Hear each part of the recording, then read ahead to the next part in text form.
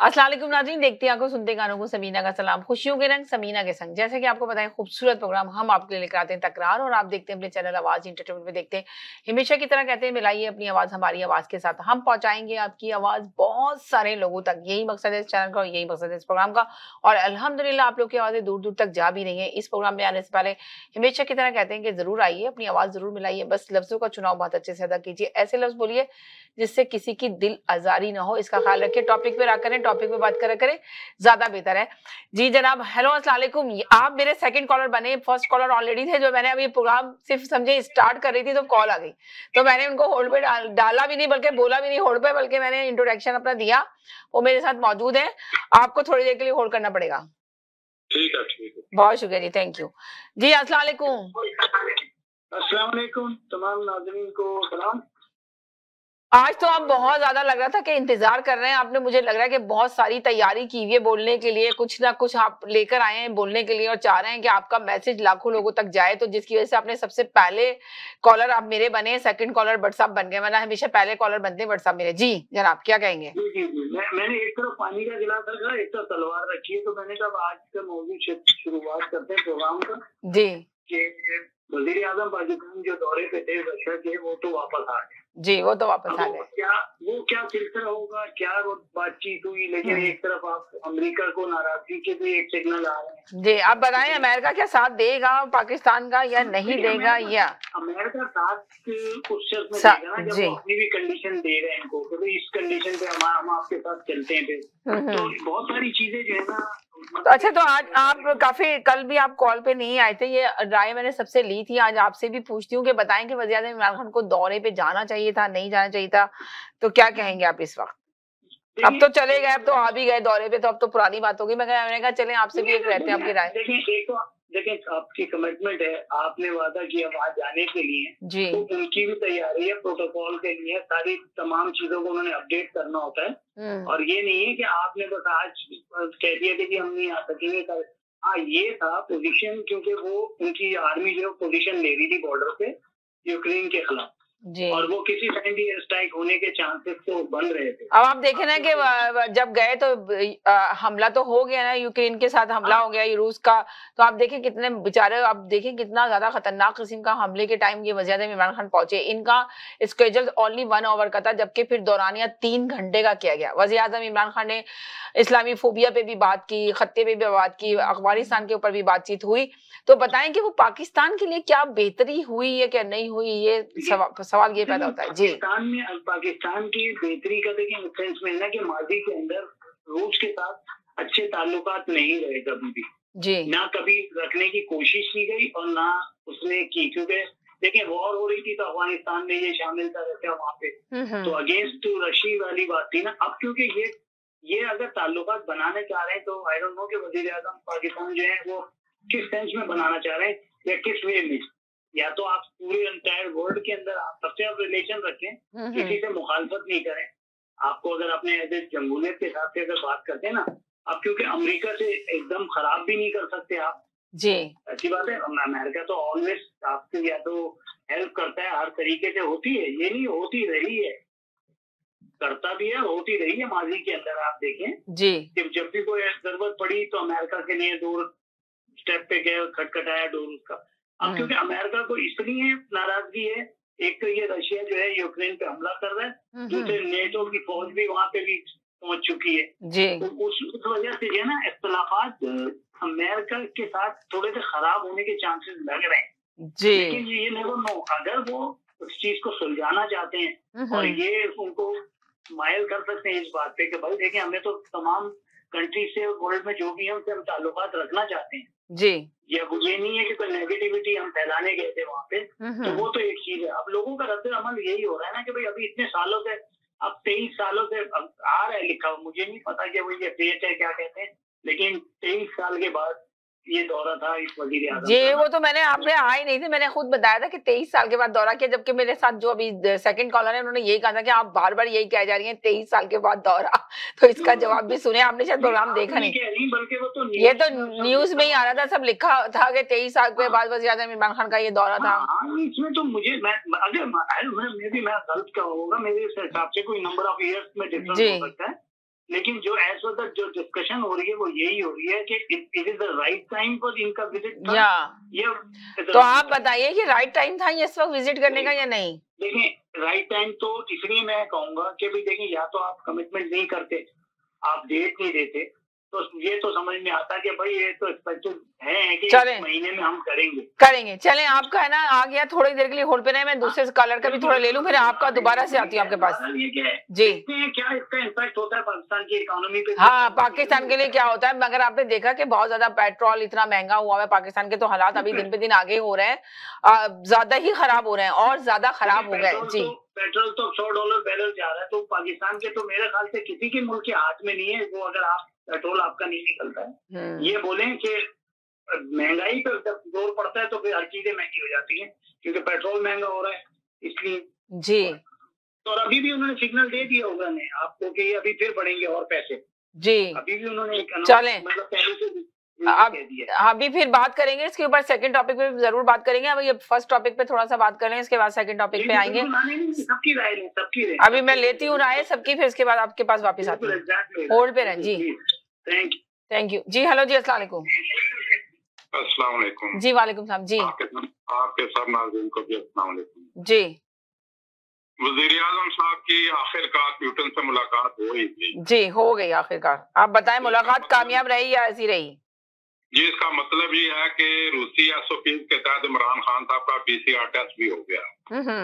अल्लाह करे रूस से हासिल होने वाली डीएनए रिपोर्ट को पब्लिक ना करे, क्योंकि वज़ीर आज़म की तो खैर पहले कौन सी इज्जत है, पाकिस्तान की खामखा इज्जत बदनामी होगी। और यहाँ ये बात भी बतलाता चलूं कि हैंडसम के दौरे रूस के दौरान 1% का मुआहदा नहीं हो सका। लगता है इमरान खान साहब मगर आप ये देखेंगे 1 घंटे की था स्केड्यूल में, 1 घंटा था, मगर 3 घंटे का दौरानिया बढ़ा दिया गया वज़ीर-ए-आज़म इमरान खान के साथ। तो आप बताएंगे कोई भी बात नहीं हुई, जबकि बहुत सारी चीजों पे कहा गया है कि बातचीत की है इमरान खान ने, इस्लामी फोबिया पे भी बात हुई है। जी ये जो अकल के मोती परोए जाते हैं ना जी, वो 5 मिनट में परोए जाते हैं जी।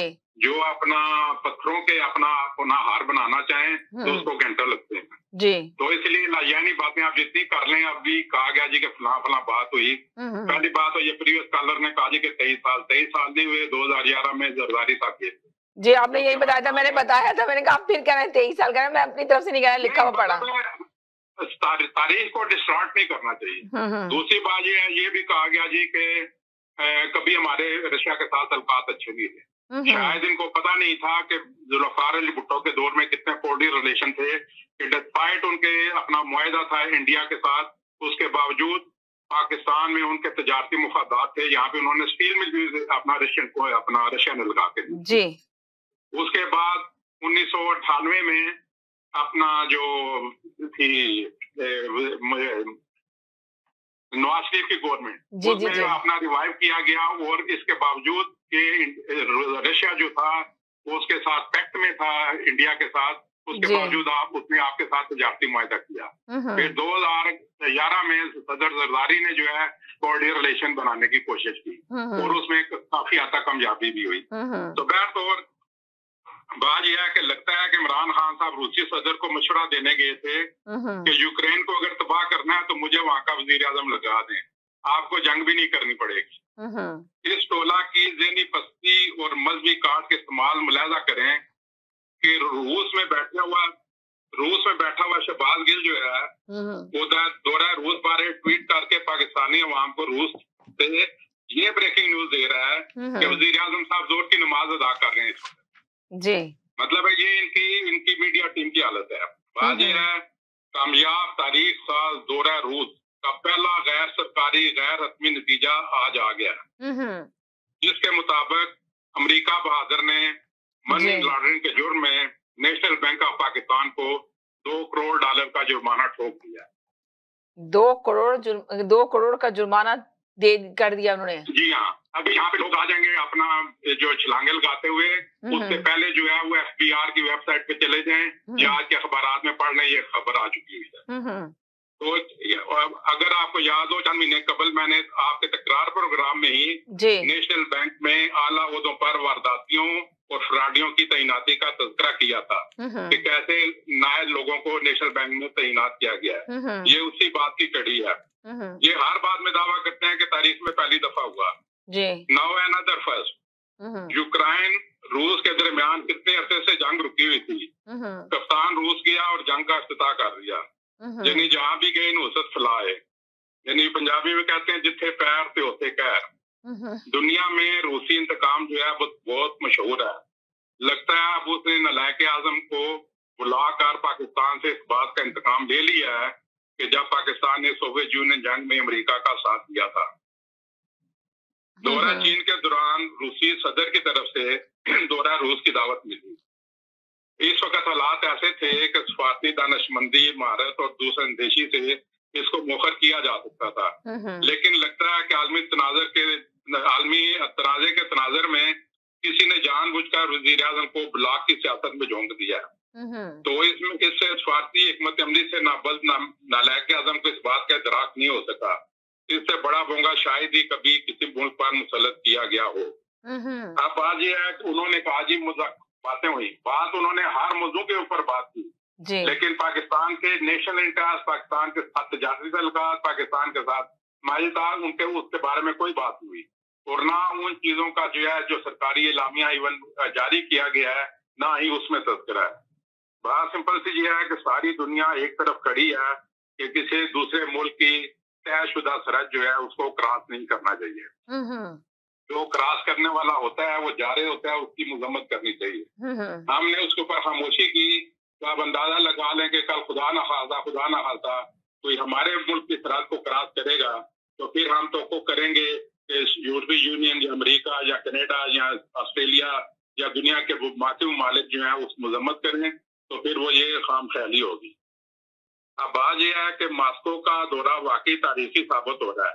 इसको ना सिर्फ हम याद रखेंगे बल्कि प्यूटन के अलावा सारी मगरबी दुनिया इसको जिंदगी भर नहीं भूलेगी। और अगर हम इसको कभी भूलने की कोशिश भी करेंगे तो वाशिंगटन, लंदन और यूरोप जो है हमारी यादाश्त बहाल करते रहेंगे। तो इसलिए इसको कहते हैं लीडरशिप।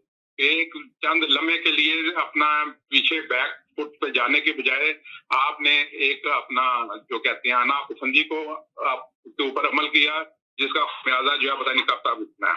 हालात ऐसे हैं कि गैस पाइपलाइन का मुआहदा हमारा उनसे हुआ था, वो इस वक्त बेकार है। डॉलर कर्जा पैसे रूस देने की पोजीशन में नहीं है। ये यूक्रेन पर हमले को रुकवा नहीं सकता। अफगानिस्तान प्यूटन के लिए अब तरजीह नहीं है। गर्म पानी अब रूस को दरकार नहीं है। तो पता नहीं इन्होंने क्या बातें की वहां पे। कह रहे हैं ना, तो इस्लामी फोबिया पे बात की, अफगानिस्तान के बहुत सारे खत्ते पे बात की गई, अफगानिस्तान के मसले पे बात की गई, ये बताया जा रहा है ना, तो आप बताएं जी। दूसरों की पड़ी अपनी नपेट को आप अपने हमारे मामलात इस वक्त जो है हमारे इक्तिसादी मामला जो है उनको हमने सीधा करना है। उसके बाद ये है कि हमारे जो है दुनिया के साथ सफारती तल्लुकात है उसमें करना है। अब जो रूस जो है बजाते खुद सफारती तन्हाई का शिकार है पूरी दुनिया में, वो आपके साथ जो है वो क्या आपकी मदद कर सकता है। बात यह है कि अफगानिस्तान में जारियत के नाम पर धरने ड्रामे रचाने वाला, यूक्रेन के खिलाफ जारियत करने वाले की मेजबानी से आज लुत्फानंदोज हो रहा था। दुनिया हैरतज़दा है कि ऐन उस वक्त जब रूसी अफवाज आजाद खुद मुख्तार यूक्रेन पर दावा बोल चुकी थी और वहां पे मासूम लोगों का कत्ल कर रही थी, हमारे वजीर आजम साहब बमै काबीना के रूसी फौज को गैर मामूली खराज अकीदत पेश करने के लिए वहां फूल चढ़ा रहे थे।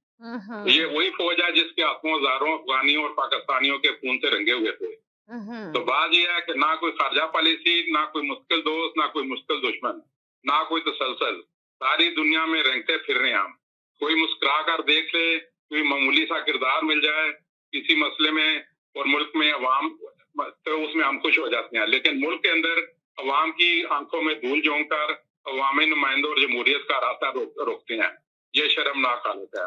मुख्तसर सी बात यह है कि जब इंसान किसी मुल्क के दौरे के ऊपर जाता है, हमारी प्रायोरिटीज क्या है? हमारी प्रायोरिटीज सब कहते हैं इक्तिसादी, हमारी दूसरी प्रायोरिटीज है कि हमारी सफारती तल्लुकात हमारे खराब हैं। ईरान आपका हमसाया है, आपको उसके साथ तल्लुकात नहीं है। सऊदी अरब का आपका सबसे पुराना दोस्त है और हालत ये हो गई है कि सऊदिया की फौज का जर्नैल जो है, सरबराह जो है, इंडिया जाता है तो इंडिया उसकी तस्वीर जो है वो उस तस्वीर के सामने खड़े होके वो मुड़ा अपना हाथ बुलाते हैं, ये जो सकूते ढाका वाली तस्वीर। तो उसके ऊपर आप देखें कि ना सऊदी अरब ने उसके ऊपर कोई अपना मतलब मजम्मत की, और ना इसने लहके आज़म ने मजम्मत की कि भाई वो हमारी जो तारीख का एक अलमिया है, उस अलमिया की तस्वीर के सामने आपका दोस्त जो है वो खड़े होकर तस्वीर खिंचवा रहा है, तो अपना मुलाकात कराई जा रही है और पाकिस्तान को बदनाम किया जा रहा है, तो ये खामोश है। चलें आप ये एक सेकंड, आलमी तन्हाई का आप दोबारा से कर लीजिएगा, कॉलर को ले लूं फिर आप दोबारा से आपका जी जी जी जी जी हेलो अस्सलाम वालेकुम जी। अच्छा, आपको भी इस्लाम और आपके नाज़रीन को भी जी। अच्छा, मक्खियों की आदत होती है हमेशा गंदगी पे बैठती हैं, और अगर गंदगी उन्हें ना मिले तो कहीं ना कहीं जाके वो ढूंढ लेती हैं और गंदगी ही पे ही जाके उन्होंने बैठना होता है। तो इमरान खान के लिए हमेशा जो गंदी मक्खियां है ना, वो निगेटिव ही पहलू देखेंगे। जो गंदे लोग हैं, मैं उनकी बात कर रहा हूँ, हमेशा निगेटिव ही बात करेंगे, उससे इसके अलावा वो कर ही नहीं सकते, क्योंकि इतना ज़र्फ ही नहीं होता उनमें। अच्छा, ये 3 घंटे का दौरा नहीं था समीना, 3 घंटे की बातचीत नहीं थी, ये हाफ एन आवर रखा गया था। नहीं, 1 आवर रखा गया था, इसका स्केड्यूल जो था 1 आवर था, पर 3 घंटे का दौरानिया कर दिया गया, इसलिए कि बातचीत बहुत लंबी हुई। मैंने आपको यही बताया 1 आवर का था। शेड्यूल से हट के 3 घंटे तक मुलाकात जी, 3 घंटे तक बातचीत हुई है। ये भी आप देखेंगे, ये बगैर पर्ची के मुलाकात हुई है 3 घंटे। पर्ची नहीं थी इमरान खान के हाथ में, क्योंकि आपका हमारे मुल्क का तो ये अलमिया रहा है कि जो हमारा वजीर आजम था 3 दफा का, बगैर पर्ची के तो बात ही नहीं होती थी, इतनी तो उसके अंदर काबिलियत ही नहीं थी कि वो पर्ची। हाँ, रेड टाई जरूर बांधता था दिखाने के लिए कि मैं तुम जैसा ही हूँ, सूट पहनता था, रेड टाई जरूर बांधता था, व्हाइट शर्ट भी होती थी, ये चीजें तो उसकी मानते हैं। पर वजीर आजम इमरान खान ने व्हाइट शर्ट और टाई नहीं लगाई थी, उसने कमीज शलवार में, वो कमीज शलवार में गए थे, ब्लैक कमीज शलवार में। नहीं, वो अंदर एबिलिटी होती है इंसान की, दिखावा नहीं होता, रेड टाई बांध के चले जाएं। अच्छा, मैं आपको बताना चाहता हूँ समीना जी, इससे पहले भी लोग वहां पे गए, उनको कितने डिस्टेंस पे बिठाया प्यूटन ने। आप ये देखें कि कितनी इज्जत इमरान खान को, अपने साथ बिल्कुल 1-on-1 मुलाकात हो रही है 3 घंटे, जो कि पहले से डिसाइड नहीं था कि 3 घंटे की मुलाकात होगी। मतलब ये एक रिस्पेक्ट है एक हमारे पाकिस्तान के लीडर की, इमरान खान की, एक डिग्निटी वाले लीडर की, जो इससे पहले हमारी डिग्निटी थी नहीं। हम तो कदमों में बैठते थे, जो कह दिया खड़े हो जाओ तो खड़े हो जाते थे, बैठ जाओ तो बैठ जाते थे, कोई हमारी अंदर सेल्फ रिस्पेक्ट तो हमारे अंदर थी नहीं, सब बेच चुके थे। एक सेकंड होल्ड करें जी। हेलो अस्सलाम वालेकुम जी। वालेकुम सलाम जी जी जी। समीना, मैं तो यही कहूँगा। अच्छा, मैं कहने वाली थी कि कौन बोल रहा है, आपने कहा जी समीना, आपके एक मखसूस स्टाइल जी समीना, तो मैं समझ गई कि आप हैं। एक सेकंड जी, आपका स्टाइल है ना जी समीना, जी जी जी जी जी समीना, तो अभी जो कलर आपके कह रहे थे मक्खियों के बैठने की, उन्होंने बिल्कुल सही मिसाल दी। ये वो मक्खियां हैं जो गोबर की पसंदीदा हैं और गोबर पे ही बैठती हैं और गोबर जैसी ही गुफ्तगू फरमाती हैं। आप ये देखिए कि इस वक्त दुनिया का अलमिया ये है कि दुनिया तीसरी जंग अजीब की तरफ बिल्कुल रवा दवा हो चुकी है, बजाय इसके कि अल्लाह से अपने गुनाहों की तौबा करे, फरियाद करे। ये बेचारे, इनके पास कुछ नहीं है सिवाय इमरान खान की रापने के अलावा कुछ भी नहीं है। और ये भी तो मगर आप ये बताएं कि चले इमरान खान के रापने के अलावा आप बताएं कि क्या इमरान खान का सही टाइम था, वो जो अभी गए थे दौरे पे, रूस के दौरे पे? 2 साल से था भाई, ये 2 साल। अरे 2 साल से था, कैंसिल भी किया जा सकता था। आप ये तो सोचें, जो आप बात सुने, अमेरिका के इस वक्त अमेरिका बिल्कुल खिलाफ है रूस के, तो वज़ीर आज़म इमरान खान जाके हाथ मिला लिया उन्होंने और मिलके बैठ गए उनसे मीटिंग कर ली, जबकि अमेरिका ही तो पूरी हेल्प कर रहा है पाकिस्तान इस कंडीशन में कहाँ है कि इस तरह के क्राइसिस से गुजर सके पाकिस्तान। इस वक्त देख रहे हैं मौजूदा हालात क्या है। देखें, मानते हैं ये पहले से डिसाइड था वज़ीर आज़म इमरान खान का जाना, पहले से सब कुछ था, इसमें स्केड्यूल में था उनके, मगर वो कोई कैंसिल भी कर सकते थे, फिलहाल ना जाते, मगर वो चले मानते हैं। तो आप बताएं कि पाकिस्तान पे क्या असर होगा इसका, सवाल ये बताओ। हाँ, आप बताएं। आप कह चुकी हैं, अब आप ये देखिए। हाँ, मैं कह चुकी है, अब आप सुनाएं जी। 4 दिन पहले जी, जब बाइडेन कह रहे हैं कि मैं जाके रशिया के प्रेसिडेंट के साथ बात करने के लिए तैयार हूँ, 3 दिन पहले आपका वो जो आपका फ्रांस का सदर है वो जाके मिला जी। अगर ये जो 2 साल से था और इनका 1 महीने पहले यानी जब जो चाइना में इनकी मुलाकात हुई है तो इनका तो स्केड्यूल में था। अब आप उसको खामखाएं आड़ बना लें कि सब कैंसिल कर देना चाहिए था। ठीक है, वहां पे उनके अपने इंटरनल सिचुएशन है, उनकी अपने आपस के डिस्प्यूट है जिसको कि वो चाहे जंग से हल करें या मारपीट से हल करें, लेकिन आपका एक स्केड्यूल था, उस स्केड्यूल के मुताबिक वो चले। अब इसका इंप्रेशन कोई कल आज शाम को मोदी ने उनको टेलीफोन करके बात की है। अगर कल मोदी उठ करके चला जाए तो क्या हिंदुस्तान ये कहेगा कि मोदी को नहीं जाना चाहिए? आप इस वक्त देखें दुनिया तीन हिस्सों में तकसीम हुई है पूरी दुनिया। इस वक्त पाकिस्तान जो गया है, पाकिस्तान के अपने मफादात थे पिछले 2 साल से, और ये जो पिछले जो काला करके हमारे हुक्मरान गए हैं उस पाकिस्तान को बनाने के लिए, उसके स्ट्रेटेजिक हालात बेहतर करने के लिए, उसके कुछ क्या नाम है, इनके कुछ एग्रीमेंट साइन होने थे, उसके लिए इतनी मेहनत करके तो 2 दिन पहले वो कैंसिल कर दे। अरे भाई, आप ये देखिए कि इसको इंटरनल लेवल पे ना देके एक्सटर्नल लेवल पे देके इसका जाना बहुत जरूरी था और पूरी दुनिया में एक पैगाम मिलना था। ये अमेरिका वो अमेरिका है जो आपको अफगानिस्तान में छोड़ के भाग गया था, जो अपनी फौजें लेके इस वक्त अफगानिस्तान से चला गया। आपको क्या क्या यूक्रेन को क्या करा? यूक्रेन को तबाह करने में इस वक्त जितनी भी जंग हो रही है सबसे बड़ा हाथ उसके अंदर अमेरिका का, उसने चढ़ा के जनाब मेरी फौजें आ रही है, मैं ये कर रहा हूँ। आज कौन जा रहा है यूक्रेन को बचाने के लिए? हर आदमी को अपने मुल्क को अपने इक्तिसादी तौर पे उसके रहने वालों को, उनके हुक्मरानों को अपनी पॉलिसी इख्तियार करके अपने आप को ताकतवर बनाकर ही अपने आप को डिफेंस किया जा सकता है।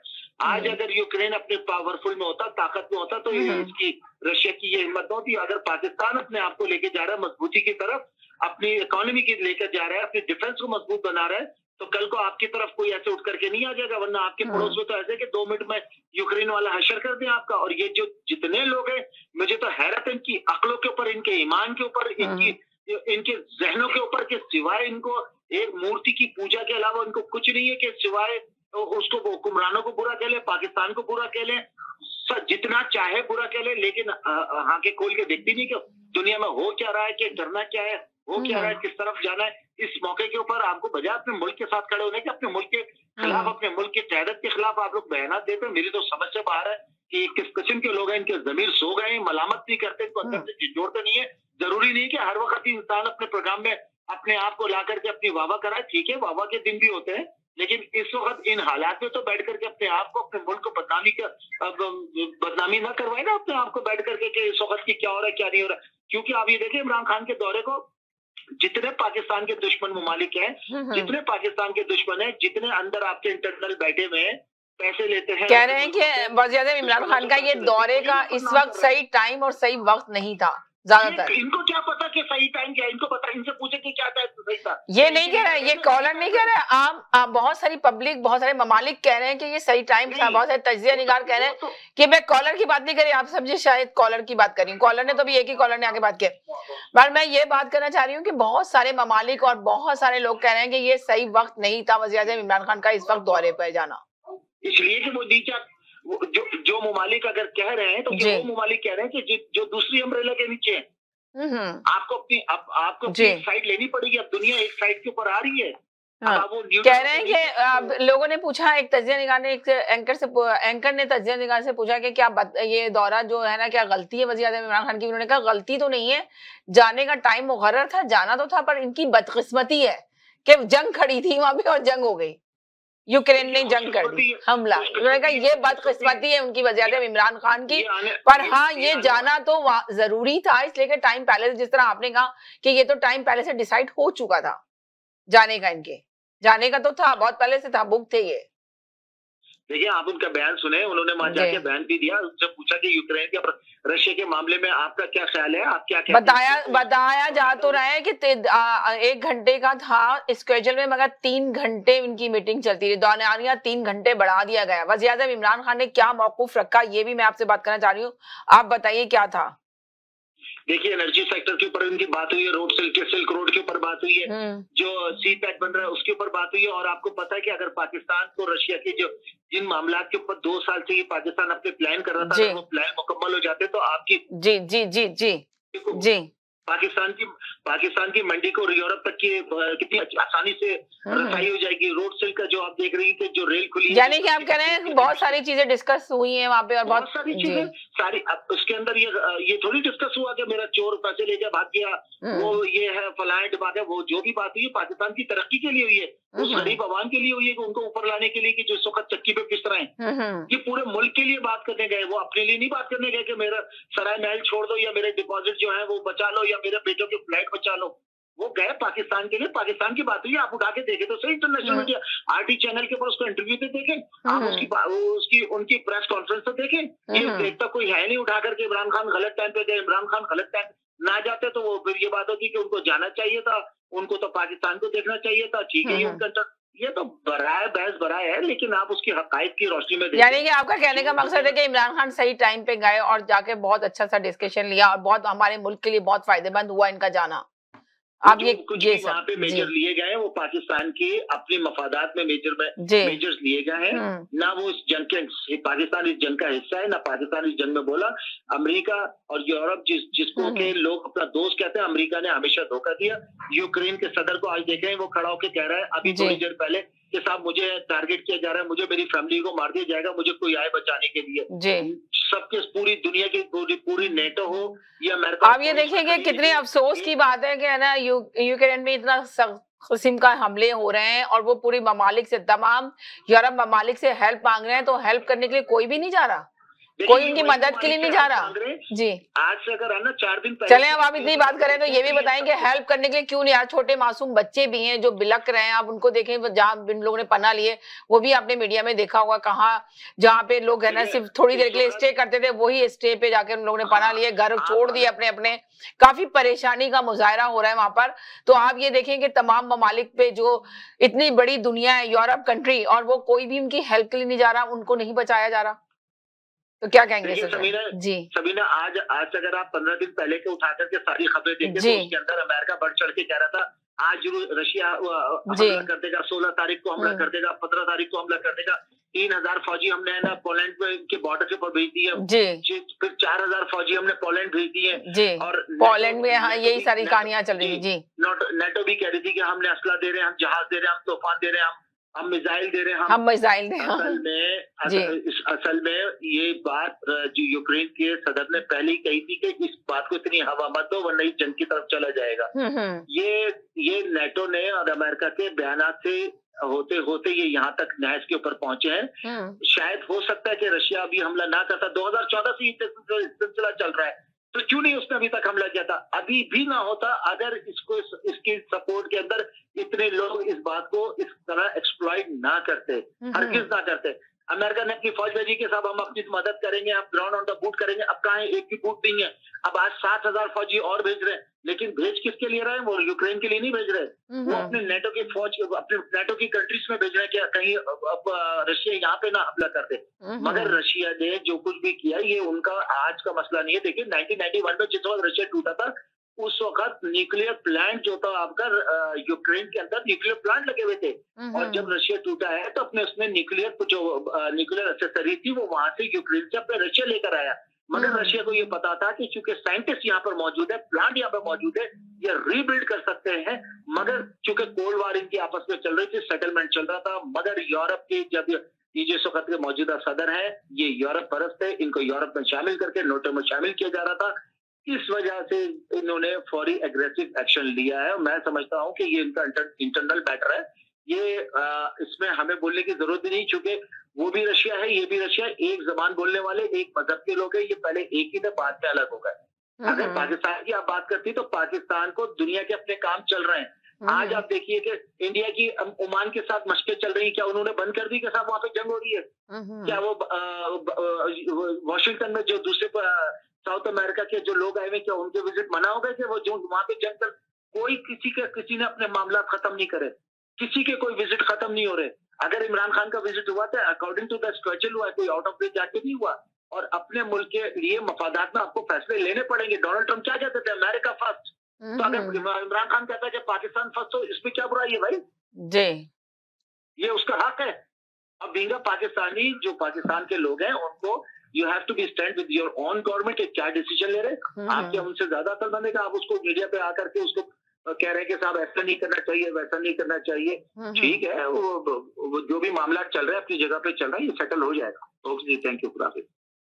जी जनाब, जी जी जी। ये आपकी बड़ी गलत बात है। पूरी बात में आप कोई बंदा अभी भट्ट साहब के साथ आप ऐसा करती हैं तो वो तो फिर आप आउट हो जाते हैं, हमें भी फिर आउट होना पड़ेगा। मतलब बंदा बात कर रहा है, आप वहीं से कट करती हैं और दूसरी कॉल ले लेती हैं, ये कैसी मतलब। जी वो आपका मैसेज तो आ ही गया था। नहीं छोड़ दें जी, मतलब एक बंदा बात कर रहा है, आप उसकी बात तो पूरी मुकम्मल हो जाने दें, आप इधर कट करती। देखें वो नए कॉलर थे, असल बात ये कि नया नंबर थे, तो नए कॉलर को देखें। नहीं, मैं अगर भट्ट साहब भी मेरे साथ होते हैं, अगर नए कॉलर जो थे ना, नए कॉलर जब आते हैं तो मैं उनकी बात लेती हूँ। जी बोलिए।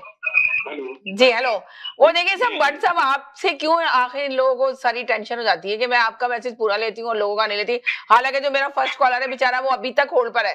आप सोचिए, मैंने इसका 2 मिनट का मैसेज लिया आपके सामने, उसने कहा नहीं नहीं ओके सबके मैसेज लो, कोई बात नहीं, मैं होल्ड पर हूँ। आप देखिए कितना ज्यादा अपने आराम से होल्ड पर है। अब ये बात कर रहे थे, मगर नया कॉलर आया, मैंने कहा चलो उसका मैसेज ले लूं। वो थोड़े जज्बाती में थे, उन्होंने आके अपना मैसेज देना शुरू किया, मैंने सुन ली बात। तो इसमें क्या हर्ज है? आपको दोबारा से एयर तो किया, ऐसे तो नहीं कि आपको एयर नहीं किया। इसका जवाब मैं एक शेयर में दे देता हूँ। जी, और कह रहे हैं कि आप भट्ट साहब के साथ ऐसा करती। मैंने कितनी दफा आपके साथ किया, अगर नए कॉलर आया है तो मैंने कहा भट्ट साहब प्लीज रुकिए, एक नया कॉलर है, मैंने ले लिया उस नए कॉलर का। आपको भी पता चल गया कि भाई फर्स्ट टाइम आया है, उसकी बात सुननी जाए। उनको लाजिम कोई रगबत या अदावत होगी, हम तो बेवजह वारसों पे नहीं चाहते हैं। बात यह है कि मशगूल दिनों में जो गंदगी डाल दी जाए वो उसको हर जगह फैलाते जाते हैं। कल के प्रोग्राम में मैंने आपको यहाँ पे एक्सप्लेन किया था कि जर्मन चांसलर और फ्रेंच प्रेसिडेंट जो थे, उनकी जब मुलाकात हुई तो 6 मीटर लंबी जो है टेबल जो है उसके ऊपर बैठे थे, 18 फुट का फासला था। वो उसकी वजह ये थी कि रशिया के अपना सदर पुतिन के प्रोटोकॉल में शामिल है कि कोई भी फॉरेन डिग्नेटरी आएगा रशिया में तो उसका पीसीआर टेस्ट होगा, अगर तो फिर जो है उससे मुलाकात होगी, अपना हाथ भी मिलेगा और उसके करीब भी बैठा जाएगा। अगर वो पीसीआर टेस्ट नहीं होगा तो फिर जो है वो रूसी सदर का जो प्रोटोकॉल है उसके एसओपी से अमल होगा। तो दोनों प्रेसिडेंट ने उस प्रोटोकॉल के ऊपर उस पीसीआर टेस्ट देने से इनकार किया था, क्योंकि उनका ख्याल ये है कि पीसीआर की मदद से ये डीएनए टेस्ट भी लेते हैं, तो इसलिए उन्होंने अपने टेस्ट नहीं करवाए थे, इसलिए वो फासले पे बैठे। तो ये इन्होंने चूंकि पीसीआर टेस्ट करा लिया है, अभी मैंने आपके सबसे पहली कॉल में मैंने ये कहा था कि इनका पीसीआर टेस्ट हो गया है, तो आप इनको अल्लाह करे कि इनका डीएनए का रिपोर्ट जो है अपना पब्लिक ना हो जाए, हम पाकिस्तान भी बदनाम होगा। अच्छा, बात की गई बड़ी, जो प्रिय कॉलर थे बड़े संजीदा बंदे लगते हैं। बात ये हमसे ये है कि मोदी की कामयाबी की दुआएं कौन मांगता था, मोदी की फोन कॉल की खराब कौन मांगता था। बात यह है कि आप अमेरिका के दौरे पे जाते हैं तो वहाँ कहते हैं कि अमेरिका जो ट्रम्प जो है कश्मीर का मसला हल कर देगा। जब पाकिस्तान आते हैं तो इंडिया मोदी जो है वो कश्मीर को हड़प कर जाता है। आप खामोशी से खड़े अपना बैठ जाते हैं, कहते हैं हर जुम्मे को खड़े होंगे कि अपना धूप पे 1 घंटा एक टांग के ऊपर एक दिन खड़े हुए, तो उसके बाद वो भूल के कश्मीर को। तो उसके बाद ये है कि कहते हैं कि यूरोप को भी भूल जाए, फलाह को भी भूल जाए। यूरोप से आपको G+ का स्टेटस मिलता है तो आप जो है नाच नाच के घुंघरू जो है वो तोड़ डालते हैं कि G+ का स्टेटस मिल गया वहां पे। उसके बाद जो है अमेरिका से आप 3-3.5 साल हो गए हैं, सदर बाइडेन साहब की एक कॉल की जो है मुताज है, उसके लिए तरले डाल रहे हैं। बात यह है कि इस वक्त जो मिला उसके बाद कहा गया जी, तो वो बड़ी लंबी चौड़ी मुलाकातें हुई, इसमें CPEC भी बात हुई। रशिया का भाई CPEC से क्या तल्लक है, CPEC तो अमलन बंद पड़ा हुआ है। इनकी गवर्नमेंट आने से पहले CPEC में $40 बिलियन की इन्वेस्टमेंट हुई पाकिस्तान में। पिछले साल पूरे CPEC के 155 मिलियन के सब प्रोजेक्ट कंप्लीट हुए। तो वहां से CPEC की बात करेंगे उनसे जो अमली तौर पे पहले ही बंद पड़ा हुआ है। बातें जो है वो करना बहुत आसान है, हकायक जो है लफाजी करना बहुत आसान है, हकायक के ऊपर बात करना जो है ना वो जरूरी है।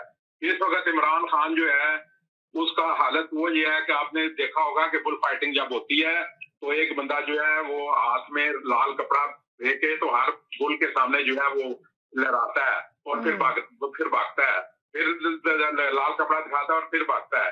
इस वक्त इमरान खान की वही हालत है। यूरोप को भी लाल कपड़ा दिखाता है, फिर यूरोप जब इसके पीछे आता है फिर भागता है। जब चाइना के आगे करता है, चाइना आता है फिर भागता है, अमेरिका आता है फिर वहां भागता है, इंडिया जाता है वहां भागता है। अब तो हालत ये है कि अफगानिस्तान भी जो है आपको अपना बातें करता है। वो कहते हैं आपकी हैसियत क्या है कि आप हमें मशवरा देते हैं। इन्होंने कहा था कि हम जो है उनके लिए वो प्राइम मिनिस्टर फंड कायम करेंगे उनकी इमदाद के लिए। अफगानिस्तान ने कहा आप कौन होते हैं हमारे बेआब के ऊपर अपना दुनिया से पैसे मांगने वाले? आप अगर मांगते हैं तो आप अपने लिए मांगे, हमारे लिए नहीं मांगे। तो आपकी औकात इतनी है कि आपके हमसाए ना ईरान आपको गाल डालता है, ना आपको इंडिया गाल डालता है, ना आपको चाइना गाल डालता है, ना आपको अफगानिस्तान गाल डालता है। तो कौन सी आप खारजा पॉलिसी की बात करते हैं कि वो जी बड़ी खारजा पॉलिसी लेकर जाते हैं? जब एक मजबूर ज़हन का आदमी आपके मुल्क के ऊपर मुसल्लत होगा सबसे वो उसकी पहली निशानी है कि वह अपने हमसायों से लड़ेगा। ये इंसानी फितरत है कि जो पागल शख्स होगा किसी नए मोहल्ले में जाएगा तो सबसे पहले अपने मोहल्लेदारों से लड़ेगा। अक्लमंद इंसान जो होता है वो पहले अपने मोहल्लेदारों के साथ बना के रखता है ताकि दुनिया के साथ भी जो है उसकी रेपुटेशन कायम हो। जब आपकी रेपुटेशन आपके हमसायों के साथ अच्छी नहीं है तो आपकी दुनिया आपको कैसे गाल डालेगी? सही। जी जी जी, हेलो जी जी, हेलो जी जी। देखिए आप कितने आराम से पूरे वक्त होल्ड पे ही रहते हैं। आपको कम इतना मैसेज मैं कम लेती हूँ। कभी आपने मुझे, जब भी मैं एयर करती हूँ, कभी आप ऐसे नहीं होएगा आपने इतनी देर तक मुझे होल्ड पे रखा, आपने मेरा मैसेज ही नहीं लिया। आप बिल्कुल आराम से रहते हैं और जब मैं एयर करती हूँ आप आराम से अपना मैसेज दे रहे होते हैं। अब सोचें अगर आपका मैसेज मैं ले भी नहीं पाती हूँ, कोई कॉलर नया आ जाता है मैं उसको एयर कर देती हूँ, तो आप तो कभी भी नाराज नहीं होते। आखिर ऐसे कॉलर भी होते हैं। वो कोई प्रॉब्लम नहीं। देखिए अपनी अपनी राय जो वो अपनी तरफ से दे रहे हैं वो अपनी तरफ से दे रहे हैं। तो मैंने अपना एक तर्जीह दिया, एक नॉर्मल सी बात की मैंने कि भाई इनका ये दौर अगर ये पाकिस्तान की इक़्तिसादी तौर में कोई मददगार होगा तो मुल्क के लिए अच्छा है, और गलत और सही टाइम तो ये तो वो ही बता सकेंगे ना कि भाई मैंने आवाम की नजर में तो ये है कि ये गलत टाइम पे हुआ, एक कहते हैं कि सही टाइम पे हुआ, जो अगेंस्ट में वो तो कहेंगे गलत टाइम पे हुआ। अब ये बोले कि वो उनका पहुंचने के बाद अगर जंग छिड़ गई वो एक उनकी ये बोले कि यही तो कहा कि दोबारा जो था उनकी बदकिस्मती थी कि जंग छिड़ गई, ये कहा जा रहा थी। लेकिन ऐसा जगह देखें, मैंने ये कहा जैसे अब ये सेम मिसाल यही हो गई ना कि वज़ीर-ए-आज़म इमरान खान ने जब हुकूमत संभाली तो इनके जमाने में कोरोना आ गया। लोग कहते हैं ना किसी और हुकूमत में आया, इनकी हुकूमत में आया ना कोरोना, जिसकी वजह से इनको ज्यादा परेशानी का सामना करना पड़ा। अब देखें जितने लोग गए उसमें बिजनेसमैन भी थे, जैसे ARY का सलमान इकबाल भी बैठा हुआ था, मैंने देखा जो बिजनेसमैन कम्युनिटी के साथ बातचीत हुई, ये सारी चीजें हुई। अब सारी चीजें एक आम आदमी को तो जब भी पता चलेंगी ना, या हमें आपको कि मीडिया की तरफ से बात ही कोई ब्रीफिंग देंगे ये बात हुई, अभी तो हमें कुछ पता ही नहीं ना। ये कहा कि हाथ नहीं मिलाएगा, उसने हाथ मिलाया। उन्होंने कभी दूर बैठाएंगे, वो बिल्कुल बैठेगा, 2-4 घर दूर बैठेगा, नहीं वो तो बराबर में बैठा साथ ही व्हाटएवर आई डोंट नो। लेकिन उसको वो तो रिस्पेक्ट जो है कोई भी वजीर आजम जाता, किसी भी मुल्क का जाता, अगर वो करीब बैठ के बात कर रहा है तो आई थिंक ऐसा कुछ ऐसी नजर नहीं आई बात है जो नेगेटिविटी फैलाई जाए। लेकिन सिर्फ मुल्क की खातिर अगर कोई फायदा होता है इस दौरे से पाकिस्तान को तो वो एक बेहतरी की तरफ है, चाहे इसकी हुकूमत रहे या ना रहे, लेकिन पाकिस्तान के नाम की वजह से ही होगी ना भाई, कोई पेशरफ्त होगी जिसमें कोई आपकी में कोई। तो यानी कि आप ऐसे कह रहे हैं कि इसकी हुकूमत रहे ना रहे, तो आपको ऐसा लग रहा है कि हुकूमत जाने वाली है, कि आपको ये लग रहा है? देखिए एक सेकंड होल्ड करें। अब देखिए ये कॉलर आ गए, उनका बात पूरी नहीं हुई है पर मैंने उनको होल्ड पे डाल दिया, वो नाराज नहीं होंगे, रहेंगे मेरे साथ। अब ये अपना मैसेज दे रहे हैं, अब जब तक ये अपना मैसेज देंगे उसके बाद मैं उनके पास चली जाऊंगी, मेरे साथ ही रहेंगे ना, तो इसमें नाराजगी की कोई बात नहीं है। वैसे कॉलर को, जो रेगुलर कॉलर है उनको सोचना चाहिए, वो तो हमेशा उनको तो होल्ड पे जाना आना यूज्ड टू हो जाते हैं। जो नए कॉलर है उनको नहीं पता होता कि होल्ड पे कैसे जाना है, वो ड्रॉप हो जाते हैं एकदम। जी हेलो जी, अस्सलाम वालेकुम। जी अस्सलाम वालेकुम जी वाले बिल्कुल ठीक ठाक, आप सुनाएंगे कैसे? जी अच्छा, वो एक अपनी नए कॉलर जो आए थे बड़ी तकरीर करके गए जी जी पाकिस्तान के खिलाफ। भाई कौन पाकिस्तान के खिलाफ है? हम तो गवर्नमेंट की पॉलिसीज के अगेंस्ट है जी। पाकिस्तान के खिलाफ, मतलब जो PTI के अगेंस्ट या सिटिंग गवर्नमेंट के अगेंस्ट बात करते हैं, हाउ कैन यू जज that person is against Pakistan? इसका मतलब ये नहीं कि आप हर सही गलत काम में गवर्नमेंट का साथ देते हैं तो आप ज्यादा बहुत बड़े मुहिब में बता दें। भाई ऐसी बात नहीं होती। बात ये है कि रशिया जाके क्या लेकर आए हैं हमारे लिए, अब तो पहुंच गए हैं जी, कितने को MOU साइन हुए जी, तो भाई उस पर इक्तिसादी पाबंदी लगी फाइनेंशियल, उसके वो हो गए देखें ये सवाल जी, अब आप बता दें कि यही पूछा जा रहा है कि फायदा क्या हुआ, अब अमेरिका क्या साथ देगा नहीं देगा पाकिस्तान का? आप इसको थोड़े समीना, अमेरिका साथ नहीं देता ना दे, यूरोपियन यूनियन साथ नहीं देती ना, आपको पता है कितना बड़ा ब्लंडर हुआ ये हमारे लिए जी, ये मेरी अपनी वो सोच है। देखो प्यूटन चाहता तो जंग रोक सकता था 2 दिन जी, this is actually against diplomatic relations. एक दूसरे मुल्क का वजीर आजम आपके मुल्क में दौरा करने आए हैं, आपसे मिलने, और आप किसी वक्त भी आप जंग का वो कहते हैं जी हमला कर दो जी, इसका मतलब ये है कि पाकिस्तान के कंधे पे रख के बंदूक चलाएंगे उसने कि मेरे साथ एक बंदा खड़ा हुआ है जो न्यूक्लियर पावर भी है जी। आप इसको सोचे तो सही किस तरह से। वो इमरान खान नहीं, वो कोई भी होता अगर जाता वहां पे, कोई भी वजीर आजम होता जनता, और अगर जंग शुरू हो जाती तो ये यही होता। आप खुले पाकिस्तान का वजीर आजम या कोई और भी चाइनीज प्रेसिडेंट भी जाता तो उसके साथ भी आप देखें जो हमारा सबसे ज्यादा फ्रेंड है अपना ये खान साहब का वो पुर्तगाल, उसने तो हिमायत कर दी है उसकी यूक्रेन की क्योंकि गलत हमला किया ऐसे रशिया ने जी। तो आप बिल्कुल अकेले खड़े हैं इस वक्त, कोई आपके साथ नहीं है दुनिया में, आप ये देखें। दूसरी बात ये, कल मैंने आपको फिगर सही नहीं बताया था, रशिया से हमारा ट्रेड होता है 150 मिलियन डॉलर का और यूक्रेन से होता है $450 मिलियन का। तो आप ये तो देखें, तभी तो कहने का गलत टाइम है ये जाने का वहां पे। जी, ज्यादातर लोग यही कह रहे हैं कि इनकी बदकिस्मती है, दौरा पे तो जाना था, इनका सेट था, मगर इनको कैंसिल भी कुछ कर सकते थे, पर इनकी बदकिस्मती है कि जंग हो गई वहां पे।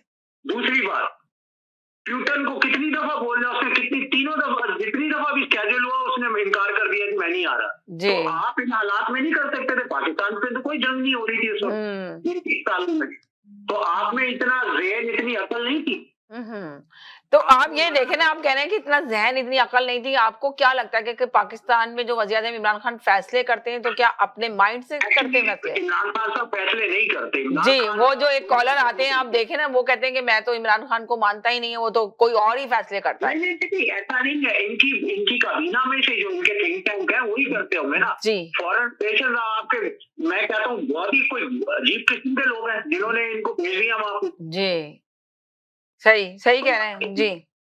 थोड़ा सा इसको जरा ब्रॉड पर्सपेक्टिव में देखें, ठीक है ना, यहाँ भी ये नहीं, हम खिलाफ नहीं है। तो अच्छा ले बताए ना कि पाकिस्तान के वज़ीर आज़म गए तो उन्होंने रूस के सदर के सामने क्या मौकूफ रखा, क्या मसाइल रखे? नहीं पता, मैंने तो न्यूज भी नहीं देखी, सिर्फ मैंने चले मैं और कॉलर से पूछती हूँ कि आप बताएं कि पाकिस्तान के लिए क्या फायदा होगा, क्या नहीं होगा, क्या रखा, तो ये तो पता फायदा होता जब तक इक्तिसादी पाबंदियां नहीं होती। अब मुझे नहीं पता कि अब किस तरह से, शायद भट्ट साहब बता सकें या कोई और नॉलेज स्कॉलर बता सकें भट्ट साहब के अलावा कि भाई ये किस तरह से चलता है इंटरनेशनल निजाम कि एक मुल्क जिसके ऊपर इक्तिसादी पाबंदी लगी हो, क्या वो इस तरीके से लेन देन कर सकता है, बिजनेस कर सकता है, तिजारत कर सकता है। Thank you very much. बहुत शुक्रिया जी, थैंक यू जी। हेलो जी। जी। बात ये है कि कहा गया जी कि तिजारत पर भी बात हुई, कौन सा कॉर्पोरेट शख्सियत आपके साथ हुई, कौन से चैम्बर ऑफ कॉमर्स के जो है सदर या प्रेसिडेंट, सदर या सेक्रेटरी या खजांची जो है आपके साथ गया है। ARY के सलमान इकबाल की मिसाल दे दी, सलमान इकबाल के साथ अरशद शरीफ भी गया था। अब सरकारी खर्चे के ऊपर आपने इनको तफरीह दौरे इसलिए करवाने थे कि वो चूंकि आपकी तफरीह, आपकी अपना तौसीफ के लिए दिन रात जो है वो मिलाते रहते हैं, ढोल बजाते रहते हैं, तो आपने तो ये बल्कि कौमी खजाने का ज़िया किया कि इन दोनों को ले जाकर वहाँ पे आपने तफरीह दौरे के ऊपर, अगर तो आप किसी चैम्बर ऑफ कॉमर्स के ट्रेड इंडस्ट्री के किसी सदर को लेके जाते फिर तो कोई बंदा अप्रिशिएट भी करता है कि हाँ भाई आप वहाँ पे कोई तजारत के ऊपर बात कर सकते।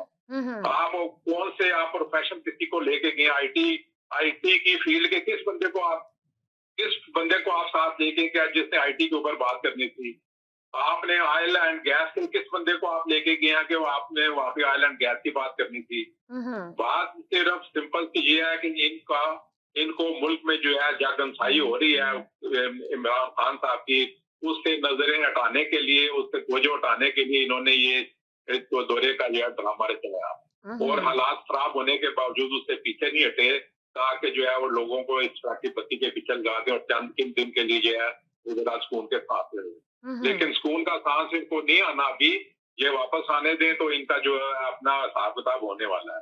तो इसलिए पहले सबसे पहले मुकदम होता है कि कौमी मुफाद। हमें ये देखना है कि हमारा कौमी मुफाद क्या है। ये आप देखें कि जब से आए हैं, जिस मुल्क के भी दौरे के ऊपर गए हैं, तो वहां पे जाके आपने क्या किया? आप ईरान जाते हैं, आप ईरान कहते हैं जी कि हाँ, जो आपके ईरान में जो दहशतगर्द काम करते हैं उनकी ट्रेनिंग पाकिस्तान में होती है जी। आप अमेरिका जाते हैं। एक सेकंड होल्ड करें जी। हेलो जी, अस्सलाम वालेकुम जी। अस्सलाम वालेकुम, सब लोगों को सलाम जी। और अच्छा, आप बता दें, कल आप नहीं आए थे टॉपिक प्रोग्राम के अंदर? यकसानियत जब हो जाती है ना, वो कल कितना अच्छा टॉपिक चल रहा था पर आप आए नहीं कल, काफी कॉलर आए थे कल तो। हाँ, नहीं, मैं प्रोग्राम आपका पूरा देखा, ऐसी बात नहीं है जी। तो जी हाँ, बात ये है कि देखिए मैंने पहले भी जैसे कहा था। देखिए, अभी मैं एक सेकंड आप ही से बात लूंगी। देखिए, आप बट साहब बात कर रहे थे मेरे साथ, जरा वो कॉलर मेरा प्रोग्राम देख रहे होंगे, वो कहते हैं आप हमेशा बट साहब को कभी भी नहीं बीच में काटती। अभी देखें, ये आए ये पहली दफा आ गए कॉलर। अब इन्होंने एक दफा भी मैसेज नहीं दिया अपना इसके ऊपर प्रोग्राम के अंदर।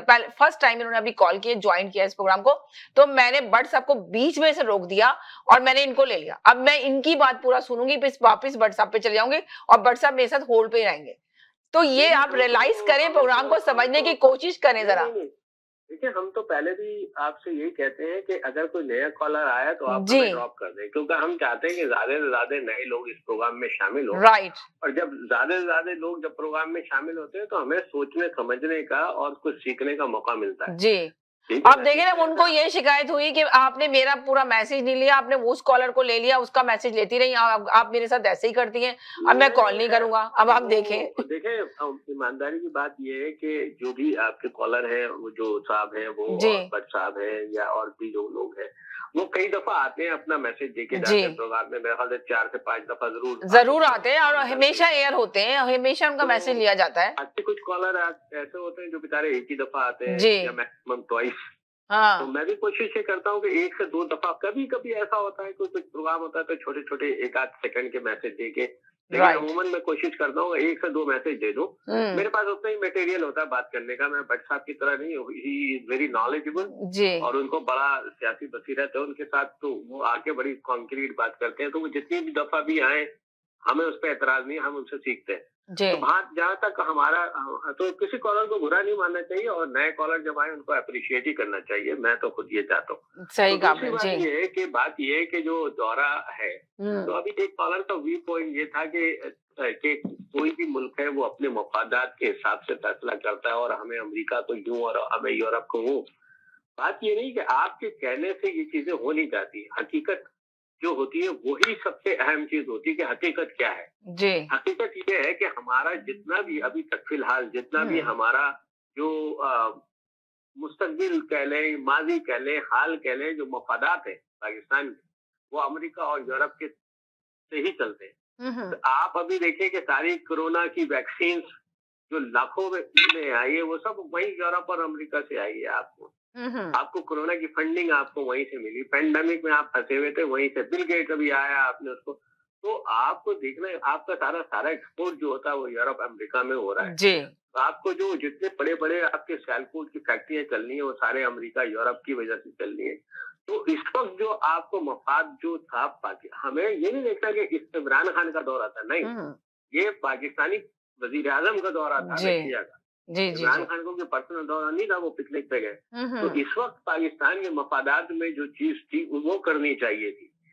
आपका स्केड्यूल दौरा था, आई अंडरस्टैंड, एवरीबॉडी अंडरस्टैंड, मगर आप वो देखें कि इस वक्त क्या मसाइल है रशिया के अंदर, क्या रशिया आपको कोई दे सकता है। रशिया ने तो बहुत बड़ा एडवांटेज लिया। इस वक्त कोई भी रशिया के साथ नहीं है दुनिया भर में, ठीक है। एक आध मुल्क कोई होगा तो होगा, वरना कोई रशिया के साथ नहीं है। सब इस वक्त यूरोप, नेटो और अमेरिका के साथ है। तो आपको भी करना चाहिए था कि किसी न किसी तरीके से इस दौरे को टाल सकते थे आप।